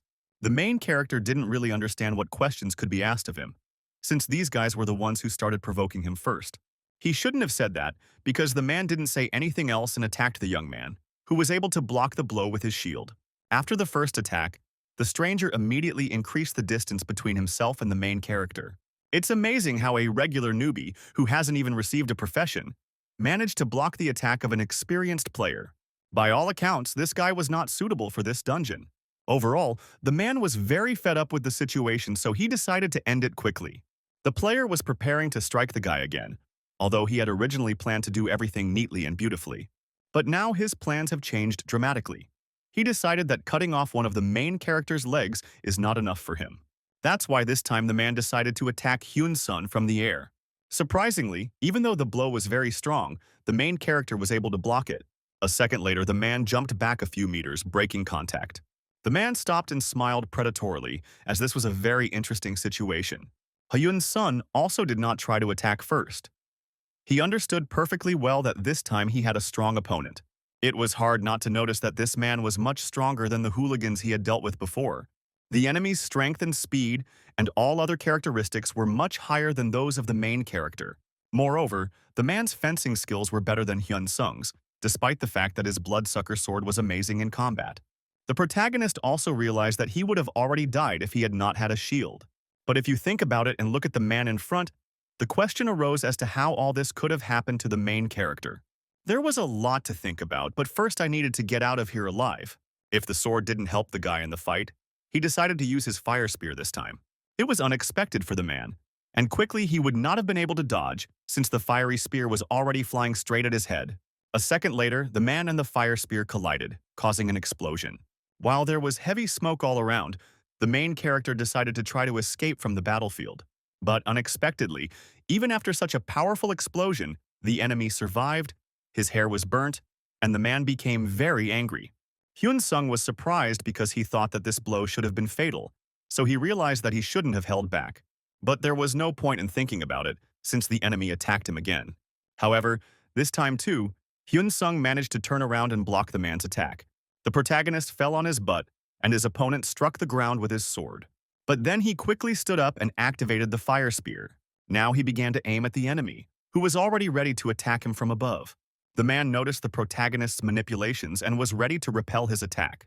But he could not have imagined that the guy would point the spear not at him, but at the ground. A moment later, there was a loud explosion. The enemy was already standing confidently on the ground, and his mood plummeted. Even though there was smoke all around and it was practically impossible to see anything, the man found Hyun-sun and attacked him. The attacker was pleased with himself, as he was able to find his victim among this chaos. But the young man could not be happy about this development of events.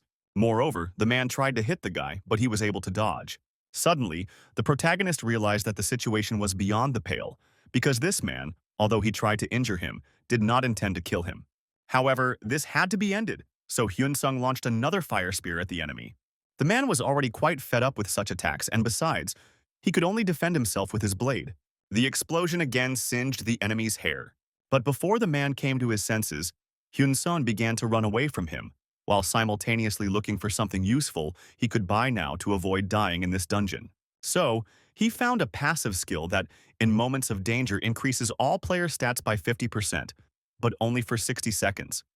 In his situation, this was the best solution. Even though the skill wasn't cheap, life was still more valuable, so he bought it. After which I immediately studied it since there was no time to waste. The main character managed to pull everything off in time because his enemy was already nearby. The man even decided to give the guy one last chance and surrender. But Hyun-sun had a different opinion. He wanted to disarm his opponent in 60 seconds. But as soon as the guys thought about continuing the fight, a beautiful girl appeared between them in the clearing. Hyun-sung had a question. Who was the girl who appeared and stopped their fight? Meanwhile, Shin Yuna didn't waste any time and cut the bad man's sword into 2 pieces. Surprise. The attacker was left without his only weapon. The girl performed her trick deftly and gracefully, and now looked defiantly at her opponent. Even the main character, who stood to the side and simply watched what was happening, felt a little uneasy. After all, the girl knocked the man out with just one blow, and not her strongest one. Everything happened so quickly that the young man could no longer comprehend the essence of the situation. Meanwhile, Shin Yuna approached Hyun-sung and greeted him politely, addressing him by name. She also asked the guy for forgiveness for the fact that during their first meeting in another dungeon, she was too rude to him. Hyun-sung was silent. He looked closely at the girl's face, realizing that they had indeed seen each other somewhere before. Suddenly he remembered that he had already seen her in the dungeon where he had killed the giant cat. And it was this girl who had given him an elixir of rare quality for healing wounds. The guy understood that Shin Yuna had helped him a lot today, so he thanked the girl for her help. But this was unnecessary, since Yuna believed that she should be the one asking the guy for forgiveness, since she had been watching them for a long time and did not interfere. By and large, the girl had been watching this group of seekers for quite a long time, so she regretted that she had not intervened a little earlier. Moreover, all these guys were criminals who had broken the law repeatedly, but there was no evidence of their guilt. Now the situation became a little clearer, and the guy thought that Shin Yuna just wanted to collect more evidence, which is why she did not interfere in their conflict. But this assumption was wrong. The girl just wanted to test the main character's skill level. Unexpectedly, Hyun-sung didn't even know how to react to such words. Meanwhile, the girl formally introduced herself and said that she worked as the chief inspector of the Players Association. Besides, she came here mostly because of the main character, and not because of his pursuers. Shin Yuna was ready to discuss all issues with the protagonist. But first, the problem with the criminal players needed to be resolved. That was the right thing to do, but Hyun-sung didn't understand that if his opponents were repeat offenders, that didn't mean they had committed similar crimes before. It was exactly like that. In other dungeons where players disappeared, these guys were the suspects. What struck the main character even more was that the girl didn't yet know whether the players had disappeared or been killed. The situation was strange, so the guy shared his thoughts about how the guys didn't want to kill him based on his feelings. To tell the truth, Shin Yuna was of the same opinion. But if this was so, then why did the guys attack the main character? The girl didn't have an answer to this question yet, but she was going to start finding out right now. So, she was already standing next to the leader of the bandits and poking him with the tip of her spear. Shin Yuna didn't fall for his one-man show and ordered him to get up immediately, as she knew he wasn't unconscious. The man continued to pretend to be a corpse, forcing the inspector to resort to extreme measures. It was a shame he didn't obey the first time, so the girl, with a clear conscience, hurt him very much. The bandit immediately screamed in a voice that wasn't his own, and his eyes widened in pain. But Jin Yuna didn't feel guilty because she asked him politely to stand up. He himself refused, so it was entirely his fault. But this was poetry, and the girls needed an answer to the question of why the man attacked the main character. The bandit lied like he was breathing, saying that he was white and fluffy, and was simply defending his comrades who were attacked by Hyun Sun. In general, the Players Association inspector has no right to attack or threaten law-abiding people, so he will file a complaint and tell the press about everything. The only problem was that if the man was unconscious, he couldn't find out this information anywhere. The bandit had nothing to say to this, but the girl pointed the tip of her spear straight at his eye. Shin Yuna didn't expect that the man was so stupid and didn't understand his situation, nor where he was now. Since it was a dungeon, the girl could easily kill the man, and no one would ever guess what really happened here. Besides, it is obvious that Hyun Sung will not turn her over to the police, because she will avenge him. Therefore, if a man does not want this dungeon to become his grave, he will tell her the whole truth, because he will live exactly as long as he is useful. The bandit still didn't understand that Shin Yuna wasn't joking with him, so he began to threaten her again. There was only one conclusion to be drawn. The man could not come to his senses, since he continued to insist on his own way. So the girl smiled kindly at Hyun Sung and asked him to step away for a couple of minutes. The young man didn't need to be told twice. He decided to take a walk in the forest. Besides, he needed to keep an eye on the guys who were lying in another clearing so that they didn't run away. Meanwhile, the bandit and Shin Yuna were left alone. Now the man realized his guilt and asked for mercy. So, the main character returned to the clearing where the majority of the attackers lay. The young man watched them and tried to understand why these guys attacked him, what goal they were pursuing. Partly, Hyun Sung understood perfectly well that most likely these guys in Sue's guild were connected. But there was no way they could know about his personal skill, which meant he had to come up with a way to deal with all of this. But it was easier said than done, because the girl might have questions. She might ask how he dealt with the three-headed cat. He couldn't tell the truth. He needed to become stronger by any means necessary, but it would take time, and Sue's guild and the Players Association weren't going to leave him alone, which caused him a headache, because the guy believed that once he became a player, he would be able to solve all his problems. At that moment, Shin Yuna approached him. The girl hoped that the young man had not waited long for her. The inspector came with interesting news. It turns out that all these guys received an order from the Sue Guild. Their main goal was to put pressure on Mr. Hyun Sun. Thus, the guild wanted to lure the guy to their side, but at the same time pretending that it did not concern them. Nevertheless, the inspector managed to collect enough evidence. Now she could expose the Sue Guild members, but to do that, they had to leave the dungeon. Law enforcement officers drove up to the entrance to the dungeon and led the bandits by the white hands to their cars. The main character just silently watched what was happening. Suddenly, Shin Yuna approached him and asked him to set aside some time to talk. Hyun Sung agreed to talk, finding no reason to refuse. A new day dawned. Hyun Sung and Shin Yuna gathered in the office to talk. The young man wasn't going to beat around the bush, so he asked directly why the girl had called him. It was all very simple. Her decision was influenced by the situation with the three-headed beast. The main character had expected something like this, but he was curious how the girl knew that he would be in the Goblin Dungeon. To do this, Shin Yuna looked at the records of players entering and exiting the dungeon. The young man thought that the Players Association was being too presumptuous, since viewing such information was considered illegal. That would have been the case, but the association had a special right to view such information. Thus, she could request and view any information regarding the player if there was a need for it. But now she was concerned about the issue regarding the incident with the three-headed monster. The girl described in general terms everything that happened after the death of the monster in the dungeon, and she also understood perfectly well that it was the main character who killed the cat. The investigation was largely unofficial, so Shin Yuna secretly followed the protagonist and followed him into the dungeon to assess his true skill level, after which she witnessed the attack on Hyun Sung. So now she apologized to him again for not intervening right away. The guy didn't quite understand why the girl wanted to evaluate his abilities. The inspector was in no hurry to answer this question, however. She said that after observing and evaluating all the skills that the guy used at the end of the battle with Mr. Chan, everything became absolutely clear to her. Hyun Song didn't deny that he was the one who killed the three-headed monster, but the boy didn't understand when his reluctance to disclose such information became a crime. But in fact, no one accused the main character of anything. On the contrary, they wanted to reward him for the work he had done. And Hyun Sung heard right, because there was a good reward for good work, and the Players Association had an excellent offer for him. He began to understand the essence of what was happening. It was not difficult to guess that he was being offered a job. But the problem was that Hyun-sung didn't want to become part of a guild or organization. His answer did not surprise the girl at all, since she had expected something like this. But she asked her to listen. The Players Association offered him a deposit of 100 billion won, as well as many other useful bonuses. For example, a young man received the opportunity to rent good equipment for free, as well as tax relief. Moreover, no one required him to show the status window. He had to pass a small test in return. Hyun-sung will simply have to answer honestly the questions from the person the girl points to. At this moment, the main character realized that the girl in front of him was most likely an investigator. In general, he understood what skill was being discussed, but it was most often used by police officers in their work. Then the person being interrogated tells the truth. No changes occur. And if a person tells a lie, his body will begin to glow red. The association was willing to go that far because the guy had great potential, and they weren't always able to lure worthy players to their side, as high-ranking players often had a secret agenda. But Hyun-sung guessed that it was because of the 20-level rule. Shin Yuna did not deny it. But the guy didn't know how to get around it correctly.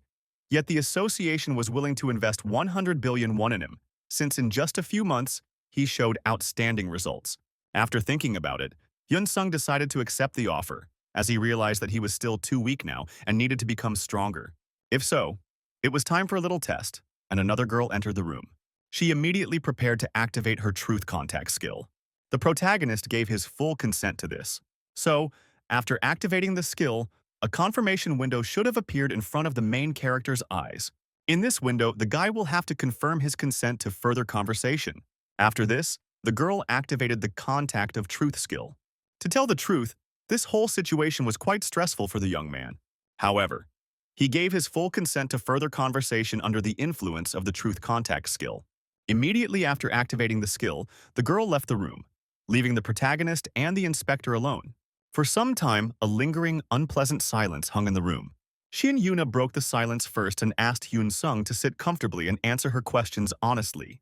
The main character, without thinking twice, followed her advice. He leaned back in his chair and tried to relax. The inspector first wanted to know whether it was true that the boy had woken up only 3 months ago. The answer to this question was yes. Furthermore, the main character did not know how to get around the 20 levels rule. Shin Yuna also knew that the protagonist was around level 140, so she wondered why he was hunting in low-level dungeons. Hyun-sung was in no hurry to answer this question. For quite a while the questions were easy, but then the girl asked him if he had a personal skill. It was obvious that the inspector guessed about his skill, so the guy broke out in a cold sweat. The young man's reaction was more eloquent than any words. However, he confirmed the information about his personal skill. Shin Yuna then asked the protagonist if she understood correctly that he hunted low-ranking monsters because of his personal skill. Hyun-sung began to deny this fact to me and gave a positive answer. It was also important for the girls to know whether the main character could use his skill on other players. Although the young man clenched his fists, his answer was negative. The inspector asked the boy if he could use his personal skill to bypass the 20-level rule. The guy thought about trying to lie but noticed in time that this wouldn't work. For this reason, the young man answered truthfully. He could bypass the 20-level rule with his personal skill. At this point, Shin Yuna considered her little test complete. Hyun-sung hopes that he will not have to go through such a test again in the future. Indeed, there was no longer any need for such a test in the future, since the protagonist had been completely honest with her during the conversation. These were roughly the answers the girl expected to hear.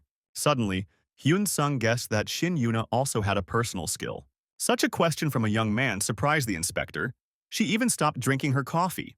The girl squeezed the mug and admitted that she also had a personal skill, but she couldn't say which one.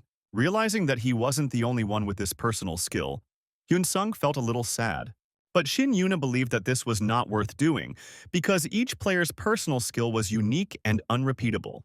In addition, all players who have personal skills always occupy high positions in society and service.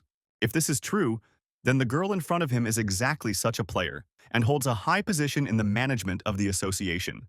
Suddenly, Shin Yuna told the guy that for ordinary people, information about the players is highly sought after, and many things are hidden from them.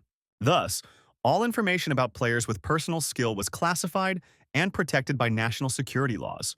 Therefore, the inspector had no right to divulge information about her personal skill.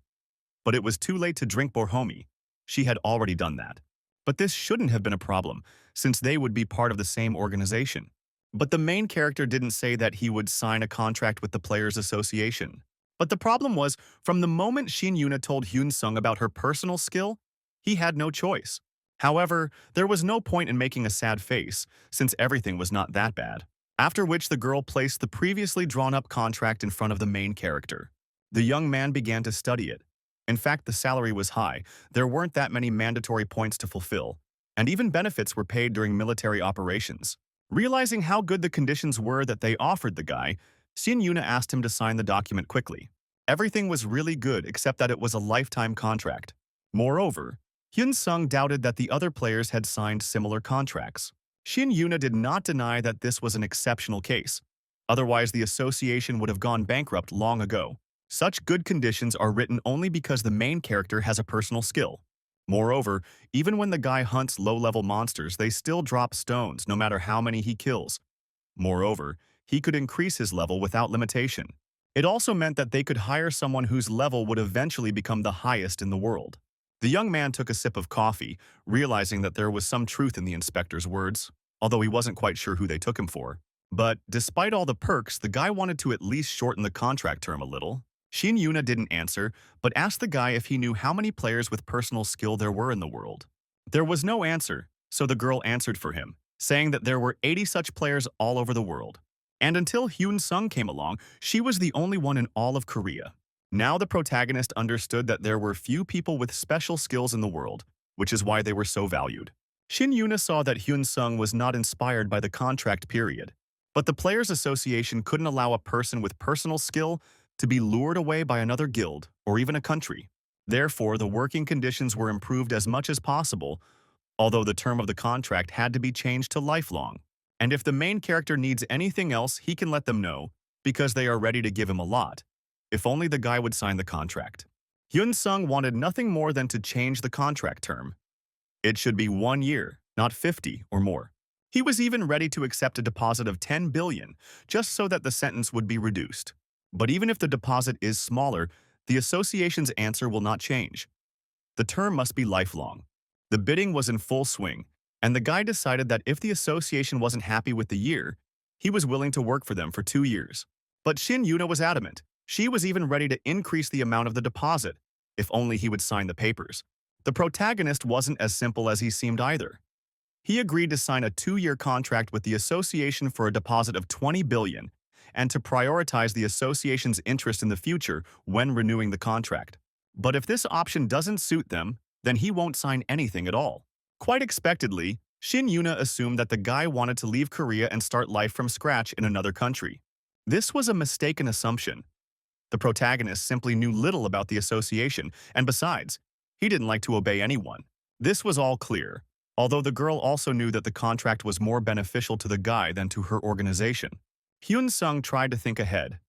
The deposit was huge, and at the moment it was a way out of the situation, but he didn't want it to become his shackles in the future. Now he needed a place to weather the storm.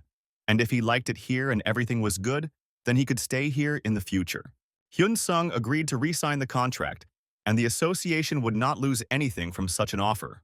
He intended to consider the next 2 years as an internship period. Since this was the case, Shin Yun had no choice but to change the contract to an internship agreement. But she couldn't make such decisions alone, so the first thing she needed to do was talk to her manager. The main character had to sit in the office and wait for a decision. After some time, the girl returned to the office and said that she had discussed the details with her superiors. So they were willing to compromise, but they had counter conditions. The protagonist was required to report to them any proposals from other guilds or countries. And if the association offers similar conditions, then Hyun Sun will have to sign an agreement with them. This was not a difficult condition to fulfill, so the guy agreed and then signed the contract. Shin Yuna believed that their cooperation would be successful, after which they shook hands firmly. The formalities were over, and the girl suggested that the protagonist change his equipment, since all of his equipment was rented. The young man rented everything except the sword and the rare quality robe. It didn't really matter, but Shin Yuna agreed to exchange everything except the 2 items mentioned. The next day, the protagonist and the inspector went to the association's special store for equipment. It was naive to think that association players could take whatever they wanted. Often they could only take items that corresponded to their rank. But since Hyun Sung had a personal skill, he became an exception to this rule. This both pleased and greatly embarrassed the main character. So, the first thing he liked was the velour jacket, which added agility in combat and was stronger than it looked. While the equipment was being adjusted to the guy's size, they sat and drank coffee in a cafe, Shin Yuna ready to answer the guy's questions about the association. So, Hyun Sung will be working in the investigation department.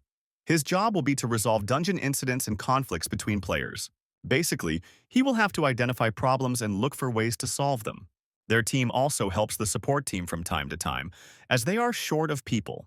Hyun Sung had no doubt that he could handle the tasks in the low-level dungeons, but the problem was with the higher-ranked ones.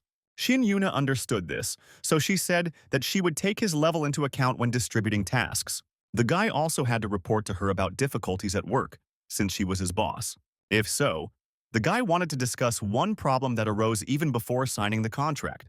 So, somehow, So's guild obtained records of his entrances and exits from the dungeon, as well as information on all the crystals and items he sold. Shin Yuna was going to find out everything and bring charges against the Su guild. The protagonist noticed that the girl was not surprised by his words, and this was because something like this had happened before. That was all clear. Then Shin Yuna said that they could provide the guy with a place to live, but he refused, since he leads a nomadic lifestyle. But this was a little difficult. This could have been difficult because they did not have enough staff to do the job. There was a way out of the situation. The guy had to inform Shin Yuna about all his movements. Then she will be able to provide the protagonist with a job, depending on his location. The association also provided him with a card to pay for housing and other necessary items. Although Hyun Sung accepted her, he doubted that such gestures were acceptable. And he was right. Therefore, it was better for the protagonist not to tell other members of the organization about the credit card, as this would lead to unnecessary talk of favoritism. Officially, this money will be used as compensation for frequent changes of housing due to work. Hyun Sung knew he was very lucky, so he thanked the girl from the bottom of his heart. But for Shin Yuna, this was a small thing, because if they wanted the guy to renew his contract with them in 2 years, they would have to put in more effort. At this moment, the main character blushed, and it was not the first time he had done this in front of the girl. Afterwards, they returned to the store and the guy tried on the gear. It fit him like a glove.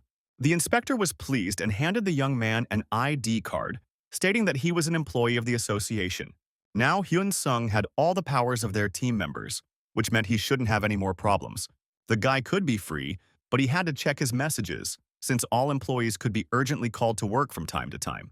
True, such situations happened extremely rarely, but if something like this did happen, the guy would need to react immediately. That was all clear. Now he wanted to get a deposit. The money had already been transferred to the protagonist's account, as the contract was considered valid only after the deposit had been transferred. Hyun Sung didn't really need money. He just wanted to buy a couple of skill books. It was a great idea. The association was so happy to have a store with similar books, so the girl suggested going there together. The main character now wanted more than anything to become stronger, so he decided to spend all his deposit on skill books. To be honest, the guy thought there would be more books here, but Shin Yuna explained that skill books weren't found that often in dungeons. Moreover, demand exceeded supply, so when good skill books came across, they were immediately bought. Having fewer books in the store was a minus, but not having to pay tax on them was a plus. Overall, Shin Yuna didn't understand why the guy needed so many skill books, since it wasn't as effective as it seemed. But even if this were the case, the protagonist believed that sooner or later there would still be a situation where they would be useful. That was all Shin Yuna's work was done for today. She walked the young man to the car, which he could use since it was insured. After Hyun Sung left, Shin Yuna went to the boss's office, who complained that they had signed a contract with the guy for too short a period. The inspector understood that the director had dreamed of a lifetime contract, which is why he was now upset. But this was a half-truth, since the man was more worried about the money spent. The director didn't consider himself guilty of anything since they paid Shin Yun well, even though the contract was for life. This is how it is now, but before it was completely different. Besides, if she hadn't insisted on improving the terms of the contract, she would have been working for pennies, and in general, she shouldn't have agreed to a lifetime contract in the first place. The boss believed that the situations of Yuna and Hyun Sung were different from the start, since the girl was the first with a special skill, and if it weren't for her, they would never have known about the existence of such a property. This did not change the fact that the association should have treated her better from the very beginning. Moreover, they made many concessions with the guy's contract just as she wanted. If she hadn't intervened, they would have offered the guy a lifetime contract and a deposit of 100 billion won. Otherwise, the other guilds would have taken him for themselves. The director of the association did not expect that the girl would remind and threaten him with foreign guilds. But this was not a threat, but a calculation of probabilities and risks. The conversation reached a dead end, since the director had no intention of changing Shin Yun's contract, even though she had hinted at it. And the guy would have signed a lifetime contract if the girl hadn't intervened. And in general, the man did all this not for himself but for the good of the country. But Shin Yuna didn't really believe it, and thought it would have been better if Hyun Sung hadn't signed a contract with them at all. And in general, if a man does not like her behavior, then he can cancel her contract. The director did not fall for such an obvious provocation. Meanwhile, the main character was walking down the street and making a money transfer to his mother. He understood that the amount should be enough for her to pay his father's bills for 10 years. Moreover, in order not to attract unnecessary attention, the guy bought only one skill book related to restoration. He did this in order to improve his immortality skill. On the way, he stopped at one establishment, and in order not to waste time, he checked what other players had put up for sale. So he found a passive skill book that specialized in healing wounds, although it wasn't cheap. Yes, he couldn't study this book, but it was a good thing to have in reserve. So he spent quite a lot of money on purchasing skills. But he had some extra points in reserve that could be spent. The protagonist also checked his sales statistics and saw that the most popular items were the game console and smartphone, although cosmetics were also sold out. But the battery was the top seller. Nothing could beat it. So once again the guy came to the used equipment store, where he was greeted like family. It turns out that he recently placed a large order for equipment and now came to check how things were going with it. The store prepared the required number of batteries and charged them. Great. But the main character had one more small request. Hyun Sung asked to prepare the same amount of goods but with a full charge. For the protagonist, this request was not difficult at all, so he said that everything would be prepared in the best possible way. The protagonist was also promised a discount since he always paid with points, and if he had any other wishes, he could confidently voice them. Having finished his business at the store, the guy returned to the hotel and, remembering the recent fight, decided to spend all the money from the deposit. He had exactly 3 billion won left, and he decided to invest it all in himself. True, to improve all characteristics to 200, he needs to spend a total of 5 billion points. So he bought and swallowed the first pill. He knew that pumping up stats was much more profitable than anything else. He also spent 5 billion on various skill books, which lay in neat stacks on the floor. After absorbing several skill books, his immortality skill increased slightly, but he needed to understand by how much, so the guy decided to conduct a practical experiment. With one movement, the young man cut his finger. Surprisingly, the wound healed instantly, leaving no traces. Suddenly, Hyun Sung turned his attention to the incoming call from Shin Yuna. Considering that they had seen each other not long ago, the guy asked what could have happened in such a short period of time. The girl said that they had evidence of the Sao Guild's guilt, so they reported it to the police, and everyone involved in the crimes would be arrested. Although the Sioux Guild had close relations with the prosecutors, they would not escape punishment this time. Moreover, the investigation this time was much better conducted, most likely influenced by the factional war within the guild itself. Mr. Ma also supported the investigation. Moreover, he even provided access to internal information, as if he wanted the guilty to be punished as quickly as possible. However, there was no arrest warrant for Jong Sun-woo yet. But he won't be able to avoid responsibility for long, as Mr. Chanwoo from the dungeon was arrested, and all the murders of players became known. Mr. Taeyoon, who was one of Sonu's close associates, was also taken into custody. Suddenly, Shin Yuna asked the protagonist to turn on the TV. Hyun Sung reached for the remote control and turned on the TV. The news report stated that a scandal had broken out in one of the guilds involving the murder of players, and that one of the higher-ups had been immediately expelled from the guild. I was surprised by the semi-censorship when the name of the culprit is mentioned, but the name of the guild is kept silent. Nevertheless, it was great news. Sonu will not be able to avoid punishment and arrest because absolutely everyone has turned their backs on him. The protagonist thanked the girl for her help, but she felt a certain guilt because she could not do this earlier. In any case, the young man promised to treat the girl to dinner as a sign of gratitude. They decided to meet later, but now they both needed some rest. Suddenly, the guy remembered that he still needed to go find the book. He found the skill book, but he hadn't seen any improvements to the immortality skill yet. The last hope remained in the book that the boy was holding in his hands. Consuming the last book helped increase his immortality skill, but he spent all his deposit on it. Now he couldn't die unless his head and heart were damaged at the same time, which meant he had much fewer weaknesses.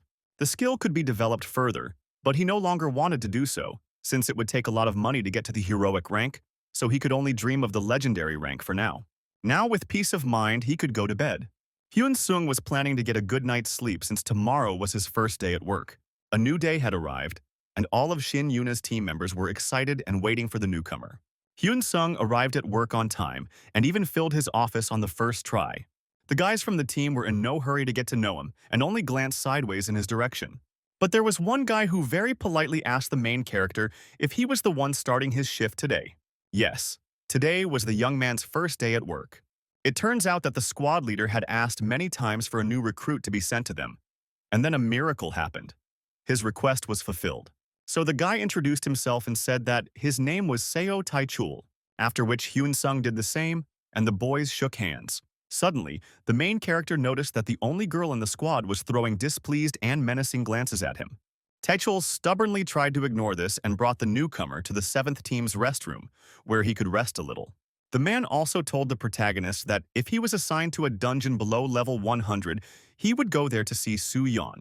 Lee Soo-yeon turned 25 this year, and she was about the same level as Hyun-sung.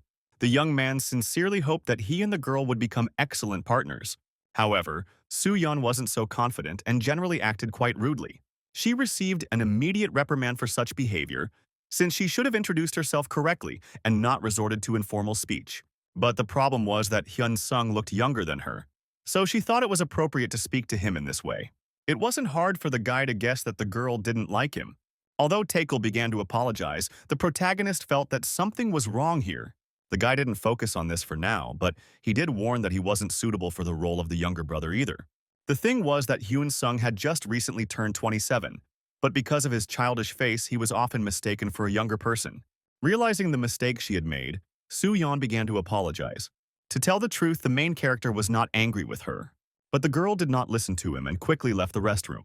Taekul was not surprised by the girl's behavior, and only shouted after her that as soon as the call came, they would have to move out. The guy admitted that he wanted to assign someone else to the main character, but the other guys hadn't reached level 100. By and large, Hyun-sung didn't really care who he worked with. After all of his stats totaled around 200, so he shouldn't have any problems in a level 100 or lower dungeon. The group leader also showed a sleeping area where the main character could lie down, sleep, or read a book before being called. While everything was quiet, the main character slept soundly and only woke up in the evening. It was also pleasant that no matter whether you sleep or read, your salary still trickles into your account. Besides, it was possible to take only night shifts and get a good night's sleep. At that moment, Soo-yeon ran into the room and said that they had received a call and that they needed to quickly go to the scene. It was good that Hyun-sung only had to wear a jacket and he was ready to perform feats. They got into the car and rushed into the dungeon. It turned out that a monster had appeared there that exceeded the rank of the dungeon itself. The protagonist was a little worried that they went on the call together, but the girl believed that this was enough to complete the task. They were traveling to the Horned Turtle Dungeon, level 60, where a werewolf of level 70 to 80 appeared. There were no victims yet. Hyun-sung knew they were lucky so far, as the difference in levels was small. To be honest, the calls most often came for incidents in level 50 dungeons. The young man took it upon himself to suggest that this was happening because there were no security personnel in such dungeons. The point was that players often get used to being supervised. But in dungeons after level 50, there is no babysitting provided for them, and that's when problems begin. It is obvious that players are getting nervous and making a lot of mistakes, which lowers their survival level in the dungeons. Suddenly, Hyun-sung noticed that this was greatly amusing the girl. Soo-yeon didn't even deny it, because after this trip, she would receive a raise in salary. So, they got to the scene of events, but the dungeon was large and there was a forest around, so finding the werewolf would not be easy. The partner wasn't worried, but asked the guy not to be surprised by what he was about to see. And then a transformation occurred, and the girl turned into a cat person. The guy couldn't help but be surprised. He even started pointing his finger at his partner. She got angry, and it's not surprising because she turned into not a stray cat but a snow leopard. There was no time for squabbles, and Soo-yeon asked Hyun-sung not to lag behind her, as she had already picked up the scent and was about to escape. After a couple of minutes, the girl really was far away because she was running on 4 legs. And now, the girl was already near the clearing where the werewolf stood. Hyun-sung kept up with Soo-yeon. He didn't expect the opponent to be so big. Since his sense of smell was good, he immediately sensed the approach of enemies. But this didn't help him, and the girl tore his head off with her bare paws. The second to run into the clearing was the main character, who did not expect to see such a show. The deed was done, and Su-yeon suggested that the guy go home. Only the girl's excellent hearing and sense of smell told them that they would have to stay in this place for a while. After all, the werewolf was able to call his pack before his death. Unfortunately, the girl's instincts did not fail her, and a whole pack of werewolves came to the clearing. The protagonist looked at the pack of werewolves that appeared in the clearing and asked his partner how often something like this happened. Although quite rare, such unforeseen situations have occurred. But when something like this happened, the level and name of the dungeon changed immediately. Now they had to first kill all the monsters and then prepare an incident report. Hyun-sung was in no hurry to show off all his talents, and rather leisurely reached into his subspace for the sword. But Su-yeon was a much more impatient girl, and was the first to rush into battle. But having drawn his sword, the main character was also ready to join the battle. Meanwhile, the girl was contentedly and mercilessly tearing off the heads of werewolves. The young man didn't fall behind and actively killed the monsters that appeared in his path. Suddenly, he stopped abruptly and listened to a long, wild howl. This howl belonged to the leader of a pack of werewolves who appeared in the clearing. Since Su-yeon had been in the squad longer, she decided to take on the Werewolf King. This monster was about level 100 to 110, so the main character hoped that there would be no problems killing it. The main character couldn't stand and dream either, as he was already being attacked by two werewolves. It was not a difficult task for the young man. He jumped up and, in midair, dealt fatal blows to the monsters with his blade. He killed his opponents one after another, all the while keeping an eye on his partner. The young man chopped off the heads of some individuals with a sword, while he pierced others with a magical beam. Hyun-sung completed his part of the job quickly and perfectly, but at the same time he noticed that his partner still hadn't finished with the Werewolf King. From the outside, it looked as if two leaders of different packs were fighting. The protagonist saw that Su-yeon had received several wounds, but he didn't know whether he had the right to interfere in her fight. While the guy was thinking, the situation escalated and he had to intervene. At that moment, the monster growled, and the young man realized that he was using some kind of ancient magic, so he had to make a small tactical retreat. Meanwhile, Su-yeon was quite seriously injured and began to fall to the ground. But the Werewolf King didn't let her fall. Instead, he caught her as she fell and clamped his jaws on her neck. The young man couldn't just stand and watch this, so he launched a fireball at his enemy. But the monster wasn't particularly scared, so he was in no hurry to let the girl go. So Hyun-sung decided to attack the monster from behind. This tactic worked, and the main character already had his partner in his arms. Although the young man freed the girl from the clutches of the monster, he understood that she was not in the best condition. So the day before he had learned quite a lot of skills, he began to use one of them on the girl. And it was healing. But no matter how hard the young man tried, he couldn't heal his girlfriend. At that moment, he remembered the medicine he had received not long ago from the inspector. True, the guy was unable to get it, as he was attacked by a monster. Hyun-sung was able to react in time, but now he clearly understood that he was facing a difficult opponent, and an intelligent creature. The Wolf King's plan was simple. First he dealt with the girl, and now he took on the boy. The monster laughed because he had deceived the main character. First, he had sent his subjects to stall for time, and now he was ready for the most interesting part. The guy tried to at least land one blow on his opponent, but it was useless. The wolf dodged. But then something strange happened, and the king of the werewolves moved through space. Moreover, he was going to attack the girl, who was lying unconscious and could not react in any way. This time the main character was faster and kicked the wolf, who flew off to the side. The werewolf king didn't like this, so he howled and called the rest of his kin into the clearing, who surrounded the protagonist and his partner. Hyun-sung understood the complexity of the situation, but looking at the girl, he suddenly realized that the fact that she was unconscious was, to some extent, even to his advantage. There was no need to panic.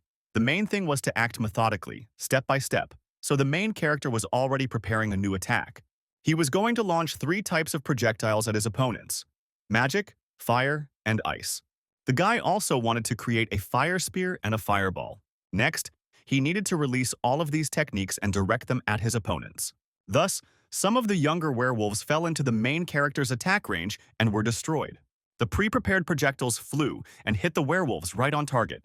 The main character didn't even have to move to destroy his opponents. The young man was pleased with the result of the new strategy. He didn't even need to use potions. It was not over yet. and Hyun-sung knew it was too early to relax, so he prepared a new attack. But the difference between the ordinary werewolves and their leader was striking, as he dodged all of the main character's projectiles. This did not surprise the protagonist, since he had long ago realized that this monster was special, and his reflexes could only be envied. Since the shells didn't help, Hyun-sung decided to use the rare rank skill Ice Wall. The monster didn't know what to do with the wall, so it slightly slowed down its forward movement. In the end, this delay was decisive, as the main character turned the tide of the battle and was confident of his victory, after which he again summoned a huge number of different projectiles to attack. In a couple of minutes, the enormous power of the combined skills was ready to break through the ice wall and hit the leader of the pack. The ice wall shattered into tiny pieces and fire consumed the monster's body. After the battle, the protagonist collected all the crystals and was also curious about what the Werewolf King had dropped. Hyun-seong didn't expect such a turn of events, because in his hands he held neither a crystal nor a skill book, but a real heart. Curious about what to do with it, the guy opened the skills window to draw conclusions. So this was the heart of the Werewolf King. You had to eat it and then turn into a Werewolf King for 60 minutes. It was quite interesting, but first we had to leave this dungeon. It was already late evening. Hyun-sung took Soo-yeon to the infirmary, and while she was unconscious, he sat next to her. At that moment, Taekol and several other members of the squad entered the room. They were worried about the girl's condition. There were no longer any strong reasons for worry, because all of the girl's external wounds would already heal. However, the protagonist thought it would be better if they took Soo-yeon to the hospital to check the condition of her internal organs. The squad leader understood that there was logic in these words, and he also thanked the newcomer for helping the girl, because without him, disaster would have happened. There was no point in thanking him since helping comrades was a common thing. But right now he still had some business in the dungeon, so as soon as he finished them, he would immediately return. A new working day began. Soo-yeon was on her feet and in full health. She thanked the protagonist for his help. Hyun-sung stood frozen in place with his hand outstretched, not expecting such adequate behavior from his partner. The situation was awkward, so the guy changed the subject, noticing that everyone was wearing the same clothes as yesterday. It turned out that yesterday Taechul went hunting, and then immediately came to work. The main character was the same. He rested here and also earned some money from hunting, an ideal option. The guys decided to drink coffee and talk. The leader admitted that he thought Hyun-sung was a rich Pinocchio who lived in a big house and also had a lot of rare things. It sounded pretty funny because before the guy woke up, he worked as a laborer at a construction site. Their conversation was accidentally overheard by Soo-yeon, who was passing by them. But the guy's situation was not easy because his father had become very ill and had been in the hospital for quite a long time. And in order to be able to pay the hospital bills, all family members had to work long and hard. At this point, Taechul admitted that before the protagonist's arrival at the squad, all squad members received orders to take good care of him. Now, Hyun-sung began to realize that everyone around him thought he was born with a silver spoon in his mouth. There was only one conclusion to be drawn. This was the work of the restless Shin Yuna. Suddenly, the squad leader perked up, wondering if Hyun-sung knew the inspector, who admitted that it was the girl who hired him.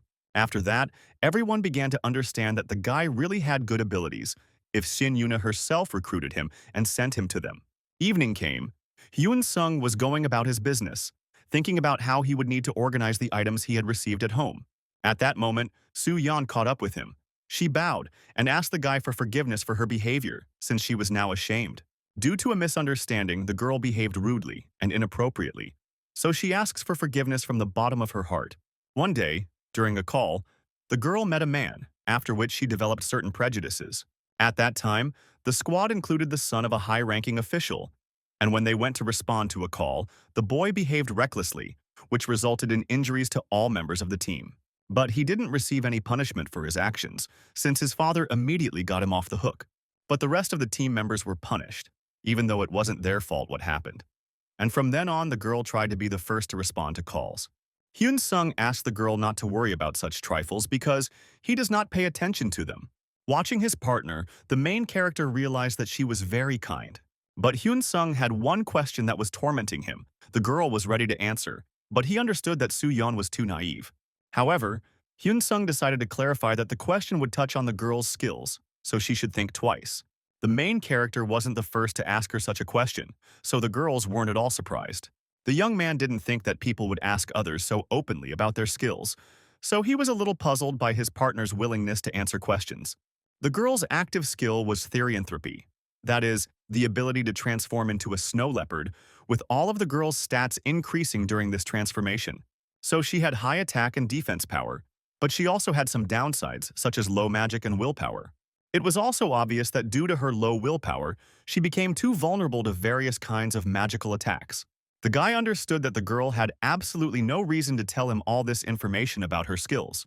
A week passed and absolutely nothing happened around him, so the young man spent days lying in bed at work. He was bored, because since that incident in the dungeon, no more unforeseen situations had happened. Hyun-sun's initiation ceremony into the unit was quite successful, but from that day on he did nothing else. Since he had nothing else to do, the guy decided to check his sales statistics. It turned out that his popularity as a seller had dropped quite significantly, but nevertheless, batteries and other electronics were selling well. The guy had already saved up some points, which meant he could soon buy himself something interesting of heroic rank.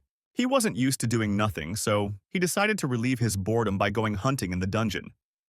It wouldn't hurt to save up some points at the same time. At the entrance to the dungeon, he was met as always by a security officer who demanded to see his player ID. Hyun-sung no longer hid her identity, so he easily obtained a document that confirmed his identity. Moreover, as soon as the worker at the entrance saw that the main character belonged to the association's supervision department, he turned pale. Now no one made fun of the young man. They bowed to him politely and wished him a pleasant hunt. This time, when the guy entered the dungeon, he saw a small flock of horned sheep in front of him. But today, they were all destined to be turned into shashlik, as the young man threw a firestorm at them. Although after this attack not even the smallest embers remained, he was glad that he had acquired a firestorm. Such an effect would be expected from a high-ranking, wide-spectrum item. The synergy between firestorm and shield was amazing. Hyun-sung understood that if he used a similar move in a mid-level dungeon, it wouldn't be as noticeable, but if he used it in a low-level dungeon, it could even be considered cheating. And at that very moment, the main character was attacked. The attacker cut his shield in two and wounded the guy in the shoulder. The young man looked at his enemy with bewilderment and did not understand who was in front of him and what he wanted. The man thought the guy recognized him, but he wasn't upset when he realized that the guy didn't understand who was in front of him. The man who hid his face believed that the protagonist deserved to know by whose hand he would die. So the former deputy director of the Soo Guild, Jong Seon, came to kill Hyun-seong. The man had no apparent reason for such an act. The only thing was that he wanted to vent all his anger on the main character. Of all those who had harmed the man, he could only take revenge on the main character, since he was the most vulnerable. Hyun-sung tried to threaten Sun, but the man told the boy that he could scream as much as he wanted, but no one would hear him. And all because the man had prepared the battlefield in advance. He had set up a barrier that blocked all sounds and visibility. Moreover, he dressed in such a way that no one could suspect him of being a high-ranking player, and overall, he looked like a newbie. Hyun-sung immediately realized that the man had forged his ID and player card. Sonu admitted that he had falsified his documents, but the protagonist need not have worried about this, as the man was planning to leave the country that evening. He was going to live under a new name somewhere abroad. In truth, the man wanted to begin his revenge by killing the protagonist's family so that he would feel the full pain of loss. But to his great regret, the boy's mother and sister were under 24-hour protection by the Players Association. Yes, Sonu had enough strength to kill both the young man's family and his guards, but then it would have been much more difficult for him to leave the country. Therefore, Hyun-sung, who entered the dungeon himself, became an excellent target for the enraged man. Besides, if you hide the body well in the dungeon, then they will search for the guy for a very, very long time. It will take at least a couple of days. The psychopath also noticed that the protagonist's wounds were healing too quickly, which meant that he had acquired a very interesting and good skill. Overall, Sunwoo understood that Hyun-sung was deliberately stalling for time in order to heal his wounds. What was also funny was that the young man thought he could defeat him after healing his wounds. It was only when the man moved from words to action that the protagonist realized he had big problems. Sonu was unpleasantly surprised as the guy was able to block his first blow. Initially, the man planned to chop off only the boy's left arm so that he could not recover as quickly as before. While Sonu was speaking, Hyun-sung took out the heart of the werewolf king from his subspace. Unexpectedly, the man did not expect that the guy had a transformation item in stock. Meanwhile, the protagonist ate the heart, turned into the king of the werewolves, and tried to escape from the dungeon. But being at a decent distance from the enemy, he turned around and formed a fireball. Behind the smokescreen after the explosion, it was difficult to tell whether the man was alive or dead. Sonu was simply alive to me. He moved behind the main character and was about to strike him. His actions showed that Hyun Sung would not be able to escape from him. Even after the transformation, there was a huge difference in strength, so Sonu easily grabbed the protagonist by the mane. However, Hyun Sung was able to break free from the hold and jump a decent distance away from his opponent. He formed a new fireball and was ready to launch it at the man. Only the attack didn't work at all, and the man easily dispelled it with one swing of his blade. Since the fireball attack failed, the protagonist decided to use brute force and attack his opponent head-on. He grabbed the sword, channeling all his strength into it in order to break it. But for some unknown reason, all of the protagonist's manipulations only made Sonu laugh. Hyun Song was well aware that in this situation no one would come to his aid, so he could only rely on his own strength and deal with the enemy by any means necessary. But this attempt also failed. Sonu snatched the protagonist's sword, ended up behind him, and inflicted several cutting wounds. The young man turned around and hit the ground with his fist with all his might, so hard that stones flew in all directions. The man couldn't deny that the young man in front of him was incredible, but he was curious if the boy knew about his nickname. It turned out that behind his back they called him a lightning sword. Just at that moment, thousands of lightning bolts danced around the man. He didn't say anything else, and a bolt of lightning flew towards the main character, causing him terrible pain. But that was only the beginning. It turned out that Sonu had become much faster, and within seconds he was standing next to the young man, dealing him another blow. The man believed that the boy himself was to blame for what was happening, because if he had listened to him, everything would have been different now. While the enemy was speaking, Hyun Sung tried to reach him with his paw, but he was unsuccessful. But the man, without even straining himself, was able to inflict cutting blows on the guy one after another until he fell to the ground. Sonu was showing off his superiority with all his appearance, but he was curious if the guy knew how to get around the 20-level rule. Besides, he wouldn't mind hearing how the guy managed to become so strong in such a short period of time.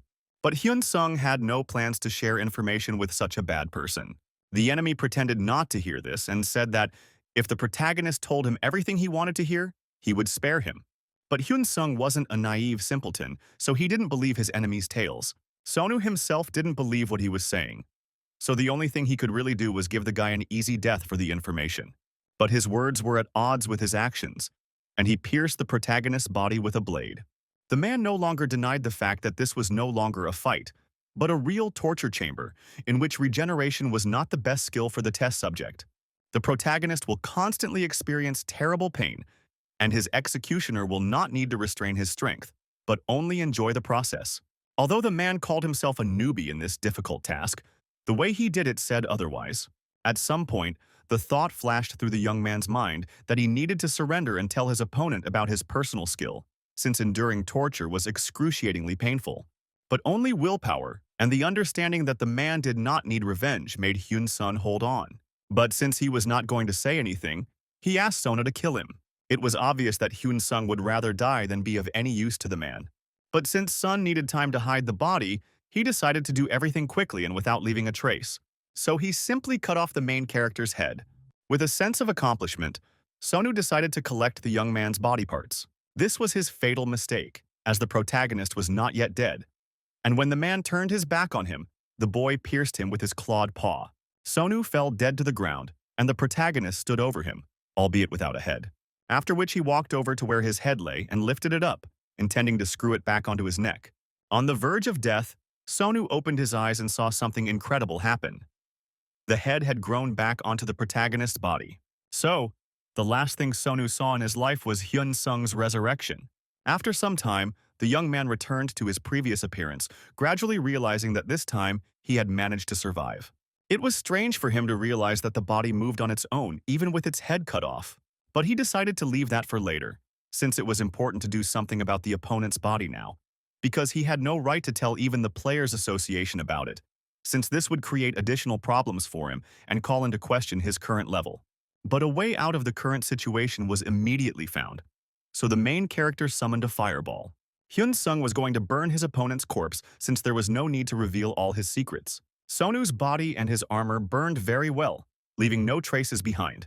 By and large, all that remained of the guy's body was a trace of ash, and the protagonist felt no regret about it. And then something unique happened. From the residual magic after Sonu's death, a skill book appeared. Driven by curiosity, Hyun-sung approached the place where the book appeared and picked it up. It was an active skill book that, when used, formed a protective barrier of lightning and also paralyzed the opponent's body for a while, making its owner stronger. It was a great skill, so the guy immediately wanted to learn it. Immediately after learning the skill, a protective barrier of lightning appeared around Hyun-sung's body. The sensations in the guy's body were new and unusual, but he understood that the lightning definitely made him stronger. As usual, the guy decided to test his thoughts in practice, so he formed a magic projectile and added some lightning to it. This time, the explosion was twice as strong as usual, and there was even a feeling of a certain cheating. The protagonist no longer needed any further confirmation, as it was obvious that the skill level had become much higher. With such strength, the guy understood that he could defeat Jong Seon, and it was nice to receive a new title, albeit a little unexpected. But even in this situation, Hyun-sung understood that it was vital for him to become stronger. Moreover, there was a problem. Although the attack was powerful, it took up too much magical power, so he had to refrain from using the breath of lightning. A month had passed since the last events in the dungeon. The main character was sitting in a hotel room, checking his sales statistics, and was perplexed. In fact, it wasn't there, just like he didn't have any points on his account, and the guy wanted to buy 2 skill books, but it was quite expensive for him. But he decided to take a little break and watch TV and think about the problems of points later. Before this, he worked all the time, but today was his only day off and he didn't want to do anything except lie on the bed, eat junk food, and watch TV. They were just showing a romantic movie about players, where a girl fell in love with the head of her guild. Hyun-sung watched the movie with great attention and pleasure, as it was now the most dramatic moment. This film was shot for the 20th anniversary of the Cataclysm, but the fact that expensive equipment was used during filming was eye-catching. By and large, everyone was dreading the 20th anniversary and took many steps to ensure people's safety. But nothing happened that day. There have been many fake articles online claiming that the number of dungeons has been dramatically reduced. At some point, the guy got tired of watching movies. He was lying on the bed and dreaming about new purchases. At that moment, he stopped suffering because he felt that something strange was starting to happen around him. The strange sounds made the young man sit up in bed and listen. It even seemed to him that an earthquake had begun. But it wasn't an earthquake. A gate to another world opened in the middle of the city, from which monsters began to come, and people tried to escape from them. But most people did not have the ability to resist the monsters, and the orcs attacked the civilians in groups. Hyun-sung quickly dressed and jumped out of the hotel window, creating a fireball to attack as he went. He managed to go down just in time and save the girl who was being pursued by a huge evil orc. He cut one enemy in 2, fried another with a fireball, but nevertheless there were still many monsters around. He tried not to think too much but to act quickly and confidently, so several more orcs lost their heads. But no matter how hard Hyun-sung tried, people were in a panic and tried to run away, creating chaos all around. At that moment, the protagonist noticed another group of orcs emerging from the gate. Without thinking twice, the boy attacked them with a firestorm, hoping to finish them all off at once. But this time, everything didn't go according to plan, and the guy cursed loudly. The main problem now was that the orcs had mixed with the people, killing them, and Hyun-sung was unable to fight at full strength because he was afraid of harming the civilians. The situation was worse than you could imagine. The guy honestly didn't know what to do or how to act correctly. Suddenly, other players appeared on the battlefield and also entered into battle with the monsters. The leader of the group of players who arrived to help informed Hyun-sung that they would take on some of the monsters and he should deal with the spatial gates. Hyun-sung, without taking his eyes off his fight, thanked the strangers for their help. Meanwhile, people continued to run away from the monsters, children cried, and the leader of the association announced over the loudspeaker that he was declaring martial law. The regular army arrived to help the players, and armed soldiers took up their positions. The director continued speaking and called on all players to leave all current affairs and come to the defense of civilians. The battle with the monsters continued. Beautiful buildings turned into ruins and smoke could be seen in places. At this moment, Shin Yuna called the main character. She wanted to know where he was now and what he was doing. The guy wasn't walking, but fighting with the orcs that appeared from the spatial gates near the Red Tarantula's dungeon. Overall, the situation had 2 advantages. First, the orcs were apparently not of high rank. Second, other players who were nearby joined in clearing the area. The girl temporarily appointed him as the leader, so after clearing this area, he and the rest of the guys will have to move to another place. Another gate opened near one of the stations, but the association didn't have enough hands to hold back the influx of monsters. Hyun-sun understood everything that was said, but continued to kill orcs at the same time. Suddenly, Yuna added that the guy could fight calmly and not worry about his family, since they and other civilians were taken to a bomb shelter. This was good news, and the guy felt at least a little better at heart. Meanwhile, two orcs attacked him at the same time. The guy chopped off their heads with one blow, realizing that they were already waiting for him in another place, so he didn't have time to count the crows. Before the new group of orcs emerged from the gate, the guy opened the status window and decided to buy another skill book, as he didn't have any time. So he bought and learned a new skill and was now ready to kill all the orcs in the area. To finish off the enemies quickly and move on, he used the firewall skill. This fire engulfed all the orcs. They began to scream in pain and anger, but they could do nothing against the force of the elements. Hyun-sung was finished with these monsters. Now it was time to move on to the second part of the task. He took out a megaphone from his subspace and shouted, calling on all the players who were here to come to him, following the order of martial law and mobilization. Looking at his colleagues, the guy realized that gathering and organizing them for further action would be more difficult than killing a crowd of orcs. However, he informed them that a few players should remain here to maintain order, while the rest should go with him to Namyeon Station. All that was needed here was to monitor the spatial gate, so Hyun-seong thought the situation was clear to everyone, but one player had questions. The boy wanted to understand how many spatial gates had opened in the city in total. The exact number of new gates was unknown, but the protagonist heard that they had opened not only in this city but throughout the country. He seemed calm on the surface when he said this, but he noticed panic among the players after this information was announced. Meanwhile, the situation near Namyeon Station was dire. Buildings were in ruins and on fire. People and monsters mixed together. The girls tried to run, cried, but the monsters caught up with them. The people basically didn't have a single chance to escape. Since the monsters were faster, they caught up with them and killed them. At that moment, players came to the aid of the civilians. One of them was so strong that he threw the monster aside and it crashed into the wall. The man was no longer young, so after such exertion, he was already quite tired. But the monsters still did not end. New crowds of humanoid lizards kept emerging from the spatial gates. Watching this, the Huntress girls began to lose all hope. They waited like manna from heaven for reinforcements that had not yet arrived. At that moment, a pillar of fire flew over their heads towards the monsters. But then the pillar of fire before the girls' eyes instantly turned into a wall of fire, burning the monsters to ashes. It became obvious that Hyun-sung and his group of players had arrived just in time, and they announced that they would now take care of the monsters. The young man's new acquaintances assessed the situation and concluded that it was worse than the previous one. And what was even worse was that there weren't many dungeons near this station, and therefore, no players. But even if that were the case, they had no moral right to retreat, so Hyun-sung gave everyone the order to engage in battle. At that moment, unexpectedly for the protagonist, the firewall evaporated, as if it had never been there. But this did not happen just like that, but it was dispelled by the main boss of the monsters, who was the last to emerge from the spatial gate. But the main character was not going to retreat and hide his head in the sand. He summoned a fiery spear, after which he threw a spear at the monster, but it hit the shield, so it did not hit the boss. Since this technique didn't work, the guy decided to attack the monster directly. This attack didn't work, but it made Hyun-sung realize something. So, the main character now knew that his opponent was not as agile and strong as he might seem at first glance. So while the monster was turning its head from side to side and trying to find the guy, he attacked him from behind and cut off his head.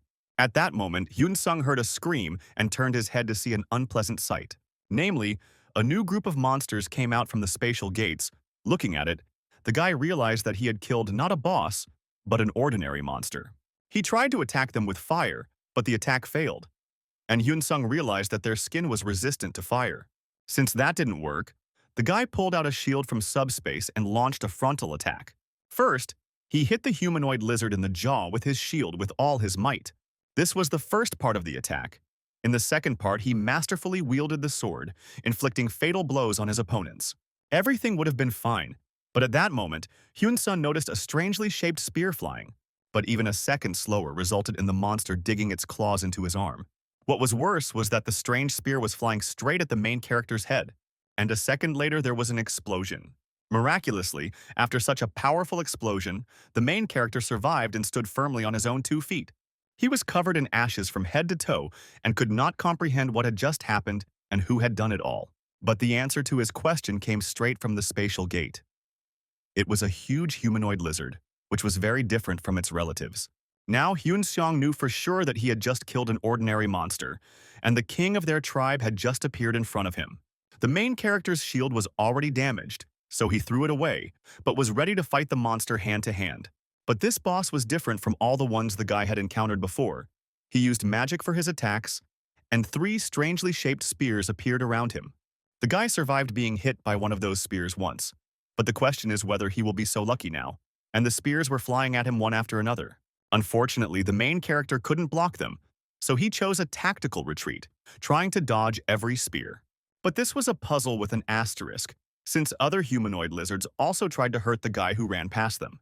But they were unlucky. There was no point in interfering with Hyun-sun, since he killed them without a twinge of conscience. True, this did not save him from the flying spears, as they tried to fly into the gap between the parts of the lizard's body and hit Hyun-sun. The guy was physically unable to get out of the line of fire now, since the spears were too close. So he tried to protect himself with a fire shield. It wasn't the worst tactic, and it opened the way for a counterattack, so the guy jumped up and pointed his sword at the lizard's head, covering himself with a fire shield. At that moment, the guy noticed that the enemy began to form some kind of energy ball in his mouth. The realization suddenly hit the protagonist that his opponent could use icy breath even at such a distance. Unfortunately, he was not mistaken, and a stream of icy magical air flew towards him. The fire shield no longer saved Hyun-sung. His hair and part of his face began to be covered with frost. At that moment, he realized that it was not the time to save Mana if he wanted to survive and defeat the monster. If that was the case, it was time to use his trump card, namely Lightning Strike, because now it didn't matter whether anyone would understand how he got this skill or not. The young man activated the skill, and in the blink of an eye disappeared from the place where he was just a second ago. The lizard stood in place and did not understand where the man had gone. But a second later, the guy appeared again and sent a bolt of lightning at the monster. The protagonist realized that now only he could resist these monsters, and therefore he must win at any cost. He saw that even if 3 players attacked one lizard, they couldn't defeat him. He was the only combat-ready unit, so the burden of responsibility for his life and the lives of the others was on him. A plan matured in the young man's head. He lowered himself to the ground and froze, allowing several opponents to approach him at once. The humanoid lizards had not yet realized that it was a trap, and the guy was still waiting for the perfect time to attack. It was good that they were stupid, so the guy didn't have to run after them. Meanwhile, he directed the lightning into his sword. And when 5 humanoid lizards surrounded him, he crouched down and with one circular lightning-enhanced movement of his sword killed them all. Particularly annoying members of the tribe lost their heads. Surprisingly, Hyun-sung remained calm and methodically carried out his work. The main character spent a whole hour killing Small Fry until the boss himself was left on the street. Even though the guy was pretty battered, there was a determination in his heart to finish off the boss once and for all. A second later, the monster and the man rushed to attack. It was no wonder Hyun-seong bought skill books and went into dungeons every day. His agility was already quite high, so the lizard missed. The guy was also happy that no one was stopping him from fighting the monster, so he could do what he thought was right. True, Hyun-sun was guilty of sometimes getting lost in thought and losing his vigilance, and now he noticed out of the corner of his eye that the monster was behind him. But he managed to react quickly and hit the humanoid lizard boss on the head with his sword. It was a fatal blow, so the monster fell to the ground and showed no signs of life.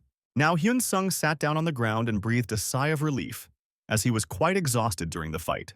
Yes, the scene around was not picturesque, but the guy understood that it could have been worse, and the buildings could be rebuilt. Besides, he couldn't shake the thought that the monster must drop something very interesting and useful for him. And after a couple of minutes, another skill book was formed from the residual magical energy. Hyun-sung immediately grabbed it, because it was an active skill book.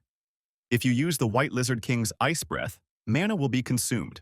Such a skill could indeed be useful to the main character, so he learned it right away. Meanwhile, people came out of hiding, and the players tried to help them, even though everyone was in a state of shock. Hyun-sung took all the crystals that had fallen from the lizards. After a short rest, his mana began to recover, and he himself was already more cheerful. Everything was going as usual until he heard another sound that caught his attention. Someone shot at the body of the humanoid lizard. It turned out that there was another lizard hiding among the corpses, which was shot by the military. It was either evening or morning, but the guy finally realized that he had completed his mission and had done it perfectly. 3 days later, it became clear that the second wave of the cataclysm had dealt a serious blow to the global economy. This led to shortages of gas, oil, electricity, food, and water. The Korean government began building defensive camps around major cities and evacuating residents from the suburbs to reduce the number of casualties in the event of further monster attacks. But this completely slowed down logistics and trade turnover, which also led to the fact that industrial production became impossible. Now, Hyun-sung was in trouble because the stock of products he had placed for sale had already been sold out. And if you think about it, he had nothing else to sell, but he had to do it. But in order to continue living and trading normally, he, like all other players, needed to deal with the second wave of the cataclysm as quickly as possible. Not only players, but also regular army soldiers maintained order and protected civilians, flying around the area in a helicopter. One such helicopter took the main character to the location of his next mission. In the middle of one of the deserted streets of the city, spatial gates opened, from which hordes of monsters emerged and were now looking for their victims. To begin with, players will have to clear the city streets, and then solve other problems, if any. This time, the operation was led by Hyun-sun. He asked his subordinates whether they had familiarized themselves with and remembered the areas they were responsible for, and everyone answered positively. The protagonist trusted the leaders of the player groups, so he left them in charge of their squads, while he himself was going to go first. He was not afraid to go into the thick of things, so he waited for the others below. Meanwhile, the number of monsters that came out of the spatial gate increased. The young man used firewall against several of them. Burning alive, the monsters screamed, growled, and writhed in pain. Other individuals may have been luckier, as the guys simply chopped off their heads. By combining several techniques, Hyun-sung was able to defeat quite a large number of powerful monsters at once. His movements were too fast, so the monsters couldn't react and lost their heads. Other players had to work in groups to defeat even one monster. But even so, things were still going well, and another group of players landed on the street. Hyun-sung took a break for a couple of minutes, quickly assessed the situation, and concluded that so far everything was going according to plan. At that moment, one monster managed to escape from the wall of fire and tried to attack the guy, but he finished him off with one blow of his sword. But this monster was not alone, and all the others were already running towards the main character, despite the fact that they should have already turned into coals. This behavior of this species puzzled Hyun-sung a little, and made him think that something was wrong here. Suddenly, they abruptly changed direction and ran to the cafe opposite. The young man looked at them and couldn't understand whether, in the middle of the battle, they really wanted to drink coffee, which they didn't have. It was the first time the boy had seen his opponents flee the battlefield after the very first attack. It was strange, so the guy decided to find out what was going on, and for this he decided to follow the monsters. For speed and safety, the guy activated the breath of lightning. In a couple of minutes, he not only caught up with, but also overtook those being pursued. But he didn't want to have long, heartfelt conversations with his opponents, so he finished off one of them, after which he summoned another fire spear to kill another monster. Having taken a comfortable position, the guy threw the spear and hit the target straight on. Sometime later, Hyun-sung summed up a small intermediate result. He killed 15 monsters. Now, most of all, he hoped that he had killed the last one and could return home. But it was not to be. The young man suddenly raised his head up as he heard an incomprehensible sound. The problem appeared unexpectedly, and it was a monster that looked like a dragon, but the worst thing was that its level was above 400. It's no wonder Hyun-sung was extremely surprised. It was the strongest monster in existence, a heroic rank one. And he was now standing opposite the main character, giving the impression that the guy was his target. Meanwhile, Shin Yuna was holding a meeting. There were currently about 100,000 players in Korea, including about 5,000 high-level players who had completed the 4th stage. Moreover, they saw from the monitors that low and mid-level monsters could be killed with military firepower. But another problem arose. As the number of gates increased each time, heroic-level monsters began to appear more frequently, but they had too few heroic-level players. At that moment, one of her subordinates interrupted her and said that they had an emergency. Another gate opened near the Seoul subway station, and workers were trying to find out what kind of monsters came through it. It turned out to be a group of wyverns. This was just a clear example of what Yuna had mentioned earlier, as the wyverns were of heroic rank. One of the guilds was asking for reinforcements, as they had enough tanks and damage dealers, but they were having a hard time fighting the flying monsters. Shin Yuna asked to try to contact other guilds that were nearby. There were only mages from the Yuhua guild nearby. The girl ordered them to be sent as reinforcements, took her weapon, and also went to help. But that wasn't the end. Headquarters were informed that the gates with harpies had opened, and ogres had appeared in Busan. But worse today was the news about the blue dragon. Hyun-sun reported this to headquarters and requested reinforcements. The situation was critical, so Shin Yuna ordered the players to be informed so that they all left Osan City. Hyun Seong couldn't fight the dragon, so his only solution was to try to escape. He had no plan this time, so he hoped that help would come, otherwise he was dead. At that moment, he heard information from headquarters that all operations in Osan had been cancelled, and all the players who still remained in the city had to leave it immediately. It was probably the right decision, but not for the protagonist who was being pursued by a blue dragon. At that moment, the guy had a thought about what to do, because he clearly couldn't run away. Noticing that the dragon had thrown a part of the building at him, the boy dodged, telling his superiors that now was not the time to retreat. Meanwhile, the blue dragon watched the movements and actions of the young man. Even if everyone left the city, even if reinforcements didn't come, Hyun Song was going to fight to the end. When he stopped, the dragon tried to crush him with its paw. But his attempt failed, and Hyun Sung was able to quietly move into a nearby building and hide behind a wall. Now he had a couple of minutes to catch his breath and think. It was strange. The dragon didn't attack the other players. It was only pursuing the main character. The respite ended as quickly as it began, as the blue dragon was already looking into the window of the building where the boy was hiding. There was no point in standing there any longer since the monster had already extended its paw towards the window. But he didn't just knock out the glass. He broke part of the high-rise building where the guy was and threw him to the ground. However, somehow Hyun Sung managed to escape from the building and attack the dragon with a firestorm right in the face. But this was not enough to win, so he put even more mana into the attack. Obviously, this plan didn't work, as the dragon was still alive and kicking, even after such a dose of fire. However, while the monster was still in the dark, the guy decided to change his location. It didn't work. The dragon was already on his tail and was trying to catch him, but so far the guy managed to dodge its tenacious paws. Since the fire didn't work, Hyun Sung used ice breath and created an obstacle in front of the monster in the form of an ice wall. And it didn't work. The wall shattered into small pieces after the dragon smashed it with his paw. The guy fell powerlessly onto the asphalt. However, the protagonist had no intention of giving up. He tried to stand up under the dragon's gaze, not understanding how it had managed to catch up with him. The guy obviously couldn't follow the orders of his superiors, so the only option left was to fight. There was no other. Since that was the case, Hyun Sung had to activate lightning breath again. It's strange, the dragon was roaring, but it hadn't attacked yet, and the guy was already ready for anything. There was nothing else to do, so the guy decided to attack first.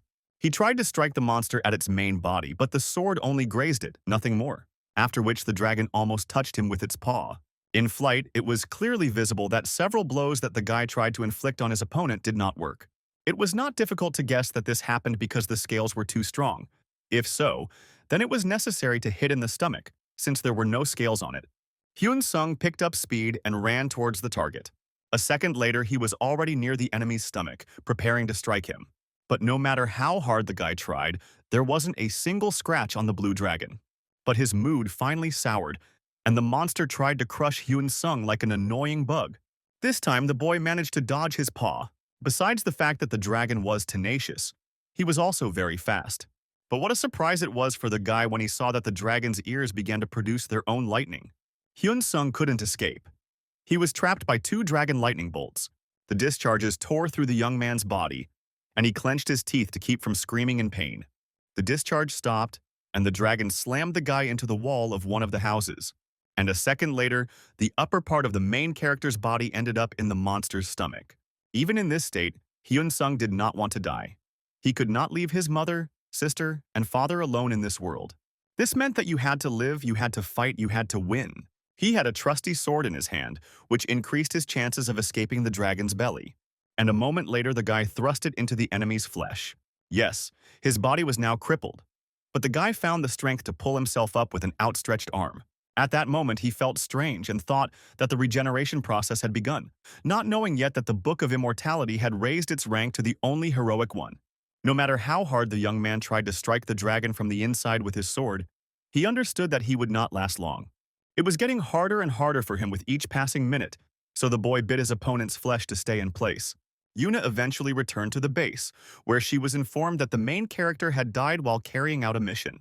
Her subordinates came to exactly this conclusion after analyzing the information, but the girl wanted to know how this could have happened. Yuna remembered very well that before leaving on her mission, she gave a clear order to the protagonist's group to leave the city.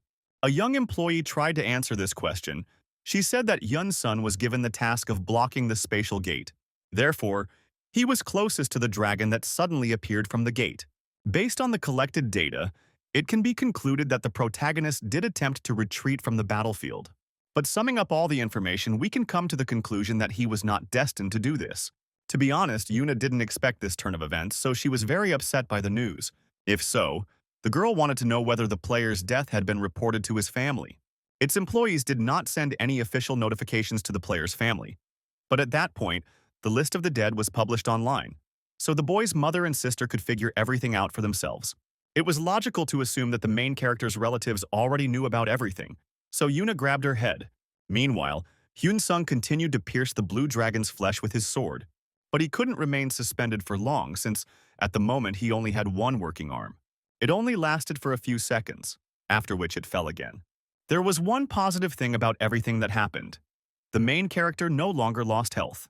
In addition, the young man noticed that there was a lot of blood where he was, after which, with redoubled pleasure, he began to pierce the blue dragon with his sword, making the bleeding even more intense. But at some point the guy stopped, realizing that something strange was happening. The blue dragon started bleeding, so the main character was almost washed away by a wave of blood. But the guy was a tough nut to crack and held on with all his might. Meanwhile, the monster began to roar terribly and writhe in pain. The players who had not managed to leave the city watched this scene, not understanding what was happening to him. The monster fell to one knee, holding onto one of the skyscrapers with his hand, and began to cough up blood. He was in such severe pain that he began to beat his tail and destroy everything around him. The building was about to fall on the female player, but her partner arrived in time and pushed her away. Meanwhile, inside the blue dragon, the main character has already grown a second arm. The guy crawled inside the monster for quite a long time until he found a blood vessel, after which he heated the blade of his sword to the limit and prepared to cut the blood vessel. A moment later, the blood vessel was cut. Blood gushed from him. This was what the young man wanted. After this, Hyun-sung climbed into the middle of the blood vessel, realizing that in this way he could continue to restore his body. After a while, he was already standing on his own 2 feet and moving quite easily. True, the guy had to spend a little time to get to the heart of the blue dragon. Now it was time to finish off the monster, so the guy pierced its heart with his blade. The result was obvious. The blue dragon began to bleed profusely internally. But Hyun-sung kept cutting the heart into tiny pieces until there was nothing left. At that moment, he noticed that some kind of transformation had begun to occur with his previously broken sword. To understand the situation, the young man opened his status window. And then the young man saw that all his passive and active skills had increased to heroic. Moreover, due to the fact that the protagonist was able to defeat a monster whose level was 200 times higher than his own, he received a rare rank title. Hyun-sung himself understood perfectly well that he was hunting no ordinary monster, so he expected to see even more pleasant surprises. And he was not mistaken, and the system completely restored his sword, changing its name to the Bloodwasher sword. And from the residual magic of the blue dragon, a skill book was formed. It was a heroic rank dragon scale that greatly increased physical defense, as well as resistance to other skills, especially infection from electrical attacks. The young man, without hesitation, began to study the passive skill. Meanwhile, the surviving players in the city continued to watch the blue dragon and its convulsions. It was strange to see such a strong and terrible monster twitching when no one touched it. The boy and girl noticed that the monster did this actively at first, but gradually its movements slowed down. And now he had fallen to the ground and showed no signs of activity or life. The guy had a brilliant idea. He assumed that the blue dragon was sick. But that sounded more than absurd when suddenly the guy noticed that a man had appeared in the place of the monster. Indeed, the monster's body disappeared, and in its place a human silhouette appeared in the smoke. Meanwhile, another group of players was returning home after a mission. They had never been in such a dangerous situation before, so everyone was dreaming of rest. Unlike the others, Shin Yuna remained silent and did not share their joy and feelings. Deep down, she believed that Hyun-sung couldn't just die like that. Moreover, she was still angry about the recent management meeting, at which she learned that they wanted to issue a fine to the main character. She was angry and could not find words to describe her indignation. Meanwhile, they tried to calm her down. The management thought that there was nothing wrong with issuing a fine, since the guy was already dead, and overall they were only suffering losses because of him. At that moment, the girl doubted that these were people in front of her, and not monsters, since they only thought about money at such a moment. Moreover, she began to lose control over her power, which she suppressed. To tell the truth, the men were frightened by her outburst of anger, and they began to make comments to her, saying that she was crossing all acceptable boundaries. The meeting ended, but the aftertaste still remains. At that moment, one of her subordinates approached her and reported that information had just been received that the blue dragon had died.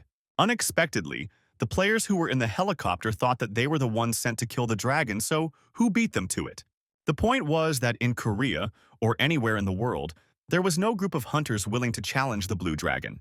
It turned out that the player who was swallowed by the monster managed to survive, and he began to strike at the internal organs of the monster and was able to kill it.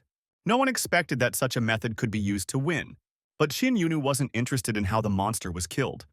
She wanted to know the name of the player who did it. She immediately felt better when she learned that Hyun Sung had survived. Meanwhile, the protagonist drank some water, realizing that he seemed very unhappy to the other players, but there were no more wounds on his body. At that moment, a new acquaintance approached Hyun Sung and handed him a warm blanket so that he could wrap himself in it.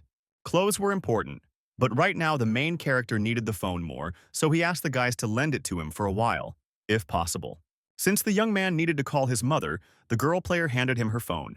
Hyun Sung immediately dialed his mother's number and she picked up. The woman did not immediately believe that her son was alive and calling her, but it really was him. The protagonist said that there was a mistake and his name accidentally ended up on the list of dead players.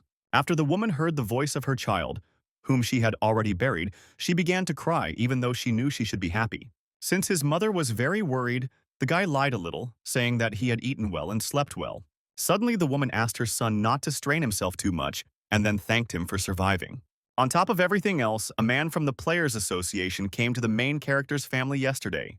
The girl paid them the compensation that was due in such cases, and then knelt down and apologized to them at length, as she believed that Yoon Sung's death was on her conscience. The mother was also happy that her son was able to return alive, and she was very proud of him, as he had done an excellent job. Hyun Sung ended the conversation and then began to cry, hiding his face. Noticing his condition, the girl player handed him a handkerchief to wipe away his tears. Even a small display of care and concern warmed the protagonist's heart, and he thanked the girl. Since the situation was calm, the guy sat down on the sidewalk and decided to examine his sword after all the changes. After carefully reading the specifications, Hyun Sung realized that the sword was now forever bound to him. From that moment on, the guy no longer had to worry about weapons, but he became curious about what kind of Thunder Dragon Breath skill he had received. Nothing changed in this skill except the name, although it could be upgraded. In addition, all of its other characteristics have increased several dozen times. This was great, but now a very pressing question arose. What to do with the clothes? The guy didn't have any spare ones. He definitely wanted to go home now. At that moment, he saw a helicopter appear on the horizon. Shin Yuna jumped off him and began to hug the young man, as she was glad to see him. The girl was happy because the guy was able to survive the unequal fight. But as soon as she pulled away, she realized that the guy was wearing nothing but a blanket. This needed to be explained somehow, and the guy said that all his clothes had dissolved in the blue dragon's gastric juice. The male player had a spare set of clothes which he handed to the protagonist to put on. Yuna tried to pretend that nothing had happened, but in reality she was very embarrassed by the main character's appearance. At that moment, one of her colleagues approached the girl, saying that the reunion between her and the young man was very touching. The man, to tell the truth, was really very surprised by the girl's behavior. Yuna was also no less surprised by such a question, so she clarified what the man meant. He said that he didn't expect the girl to like younger guys. The other players who descended from the helicopter were convinced that the main character was the girl's boyfriend, whom she had carefully hidden. Such assumptions greatly confused Hyun Sun. Mrs. Shin was indignant and asked her colleague not to make up nonsense.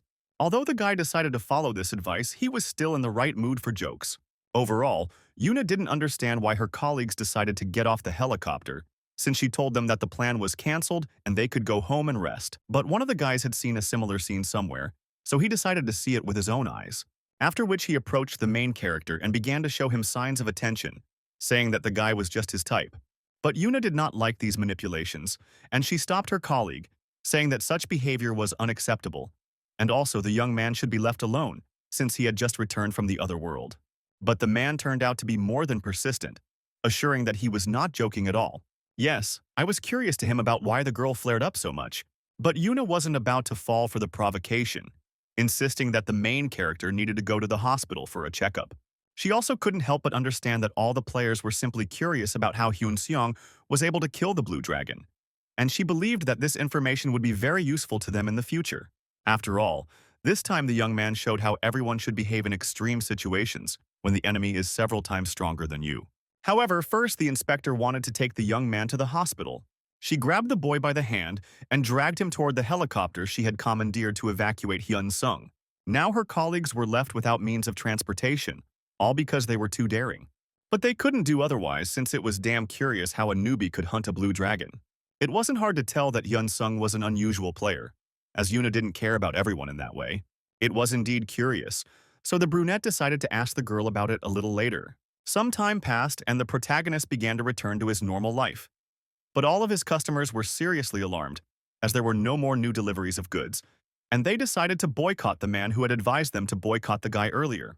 During the monster attack, Korea suffered significant damage, but it was less than that of other countries. The second cataclysm was stopped, and Korea began to rebuild its infrastructure. Scientists also began to examine the carcasses of slain monsters and the mana stones obtained in battles. Society was still a little unstable, but gradually everything began to return to normal. So it was time for the main character to resume his sales. So he came to a well-known used electronics store. Since he was not injured in the store, he had quite a lot of the items the guy needed in stock. After the country's electricity supply was restored, the first thing the store manager did was charge all the batteries for the main character. The situation was that Hyun-sung was going to buy all the batteries that were in the store. Since the supply of goods in the country was still rather low, the young man understood that when loading the battery, he would have to set a higher price. But even in such a situation, the first one was taken away immediately. Hyun-sung was a little surprised that the product was sold even at an inflated price. This gave him the idea that the price could be raised even higher. A few days later, the young man sold all the goods and went to the electronics store for more. But the manager told him that there were no more in stock, since he had only ordered the same number of batteries that the guy had ordered before. But he was ready to make a repeat order, as he had heard that the factory had started operating normally. Hyun-sung heard him, so he decided to go home for now. The manager asked the young man to give him contact information, and he would contact him as soon as the required quantity of goods was in his warehouse. But the protagonist had no intention of disclosing his details and said that he would come by to pick up the goods tomorrow. He walked home and thought that this was an ideal option for concluding a contract directly with the factory.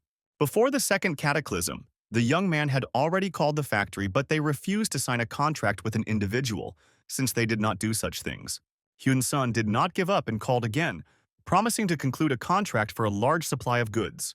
But he was refused again, arguing that they only enter into contracts with large suppliers and corporations. If so, the guy could register as an entrepreneur and open an electronics warehouse. Although no, if you start a business, it should be an electronics store. A few days later, the main character opened his first electronics store. Friends and acquaintances sent congratulatory wreaths in honor of the opening. The store had a wide variety of products, professional staff, and, consequently, customers. Hyun-sung was delighted that his idea had been a success. And even though it was a weekday, there was no shortage of customers. All organizational matters were handled by the protagonist's sister, whom he made a manager at the store. The young man was the general director of this establishment, which meant that everything should be fine with him. Besides her organizational duties, the girl was also involved in the delivery of goods, so she sent the first batch of batteries to the warehouse. This was great news, so the protagonist went to check the batteries that should have already been in stock, and his sister asked him if he should order anything else. There was no particular need for this yet, so when something changes, the guy will let her know. The sister understood her brother well, but while he was at the store, she wanted to spend a little time with him, so she pulled him to the nearest establishment to eat together. After eating, they did not return to work. The protagonist checked his sales statistics in the status window and concluded that his goods were slowly starting to sell out. The more he traded, the slower his buying speed became. But he wasn't worried about it, as the batteries were selling like hotcakes at the market. During this time, the young man managed to earn quite a lot of points, so now he was thinking that perhaps it was time to start spending them. Buying everything at once didn't make sense, so the guy wanted to think everything through carefully and then make a deal. At the moment, he had 5 heroic rank passive skills and only 1 heroic rank active skill, which was an offensive skill that only dealt precision damage to the enemy. Therefore, now he needed a skill that would allow him to move around in space to avoid dangerous situations, or that would allow him to attack the enemy continuously. It was good that he had enough points now, so he decided to buy both. The best thing was that compared to passive skills, active ones were cheaper. Although there was a small mistake here, the skill of moving in space was quite expensive, but his own safety during the fight was worth all the points spent, so the guy made a deal. If this skill is raised to heroic rank, it will be possible to move even a person in space. This skill had many limitations, however. It was quite useful, as all the reviews of the product said. Yes, the protagonist spent about 40 billion won on the Flickr active skill book and immediately learned it. At that moment, he was alone in the warehouse, so he decided to test the skill with peace of mind. As soon as he activated the skill, he moved up from point A to point B. Surprisingly, although Hyun Sung was no longer a child, he now experienced a childish delight, realizing that he had not spent his money in vain. A little later, the young man was going to test teleportation over long distances. Now he needed to choose an attack skill, but there were too many options with different attributes. Finding the perfect skill turned out to be more difficult than he expected. After some struggle, the guy found the perfect active skill for himself, which was called Black Lightning. Its peculiarity was that it brought down powerful lightning on the target, consuming mana and stamina at the same time, being a skill of the dark attribute. But it was not possible to learn the new skill from the main character, as it was absorbed by the breath of the Thunder Dragon, increasing its rank. This was not in vain, as Thunder Dragon's breath could now be activated by consuming stamina and mana, and also unleash a powerful black lightning on the target. In addition, black lightning could form a protective membrane around the caster, plus all skills received the power of black lightning. Now the main character could control many aspects that were previously activated automatically. To understand how it all works in practice, the young man decided to go hunting in the dungeon. In the dungeon, he was attacked by a large flock of winged monsters, at which he released his black lightning. This attack left the monsters no chance of escape. Now Hyun Sung was happy with everything. Besides, after he had spent quite a large number of points usefully, he felt great. The guy spent the next 6 hours hunting and was a little tired, but he earned a new rank, after which, with a sense of duty accomplished, the young man went home. First, he came to the store and saw that his sister had not yet gone home. The girl told her brother that she had packed and carefully stored all the batteries she had received in the warehouse and asked him to inspect them. Hyun Sung spent 30 minutes on this, and when he entered the main room of the store, he noticed that his sister was still at work. The guy wanted to invite her to go home together, but the girl asked him to sit down and listen to her carefully. The conversation promised to be difficult, as the sister wanted to talk about the time when her brother was declared dead. It turned out that the main character's mother, when she learned of his death, fainted, and after coming to, cried for several days. This was just the beginning, and the real problems arose later. One after another, notifications arrived about the loss of rented equipment and fines for non-fulfillment of the contract. This wasn't the kind of behavior the protagonist expected from the Players Association, so he couldn't believe his sister's words. The girl couldn't accept this state of affairs, so she read the document several times and contacted the association, but each time she was refused, since everything had been done legally correctly. The only way out of the situation for her and her mother was to refuse the main character's inheritance. The girl was not going to put up with this state of affairs, so she went to a lawyer, but he gave her the same answer. Moreover, the young man now had to immediately vacate the rented accommodation. The association was going to confiscate the money the boy transferred to his family, as it considered it illegal enrichment. But after some time, the situation came to its senses. Shin Yuna personally took on the task of rectifying the situation. She came to the boy's family, knelt down, and groveled before them for a long time, explaining that there had been a mistake in the process, which was why the association had made such demands. But Hyun Sung's sister wasn't stupid, so after analyzing everything that happened, she came to the conclusion that it wasn't a procedural error, but a deliberate action. Be that as it may, the main character decided to sort out the situation, but the girl asked him not to tell his mother about it, since the woman asked her daughter never to talk about it. The sister did not want her brother to get into trouble, and told him only because he needed to know everything since it concerned him personally. Hyun Sung thanked her for this. The next day, the protagonist came to the main building of the Players Association and announced at the reception that he had an appointment with Inspector Shin Yuna today. But the guy arrived earlier than the appointed time, so the manager hadn't returned yet. But since the young man had contacted Yuna in advance, she allowed him to wait in the office.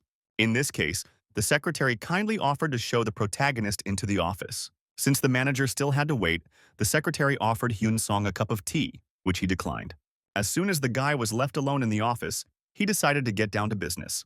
He used his psychometry skill and began searching for information using the codename Choi Hyun-sung. In the first memory, the man reported to Yuna that the protagonist had died on the battlefield. In the second memory, the young man saw a very depressed and upset girl. In the third memory, Yuna was calling someone on the phone and was indignant, as she did not understand how it was possible to do such a thing to the family of a deceased player.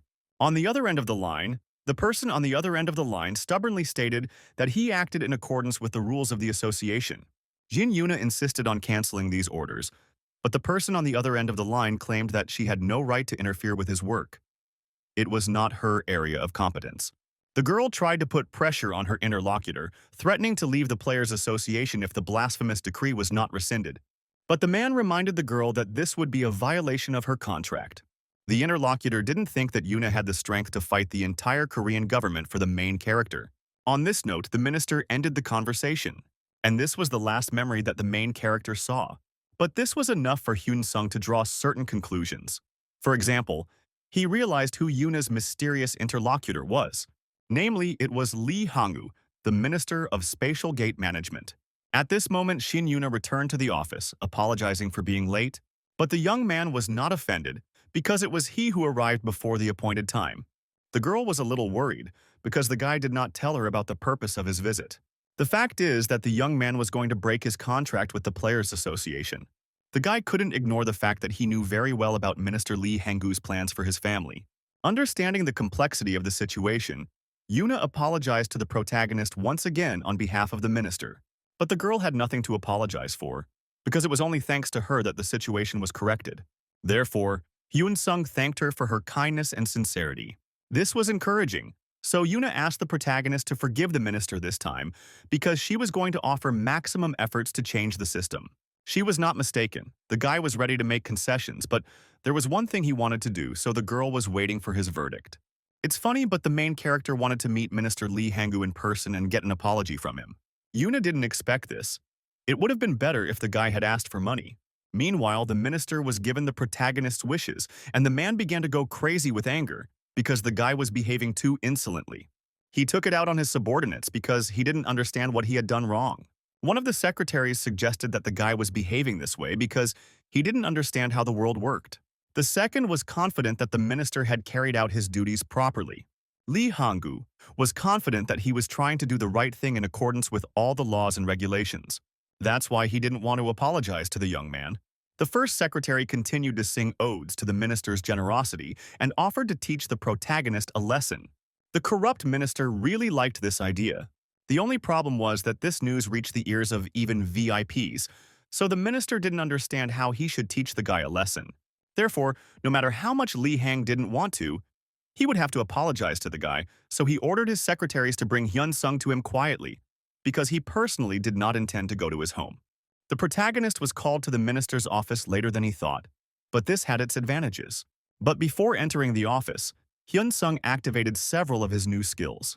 It turned out that there were many dishonest employees working in this place, from managers to ministers. Another positive aspect for the main character was that there was not a single player among the employees. At this moment, a female secretary approached the main character. She promised to take the guest to Minister Lee. Hyun-sung smiled and said that he was on his way. A few minutes later, the protagonist stood in the minister's office and listened to his smart phrases. At one point, the man even pointed out that the guest was the same age as his grandchildren. Meanwhile, Hyun-sung activated psychometry and asked the minister whether he would apologize or not. Mr. Lee insisted that he did the right thing because he had no choice but to break the law. Hyun-sung understood that this was a pure deception. All the people involved in his case were in cahoots.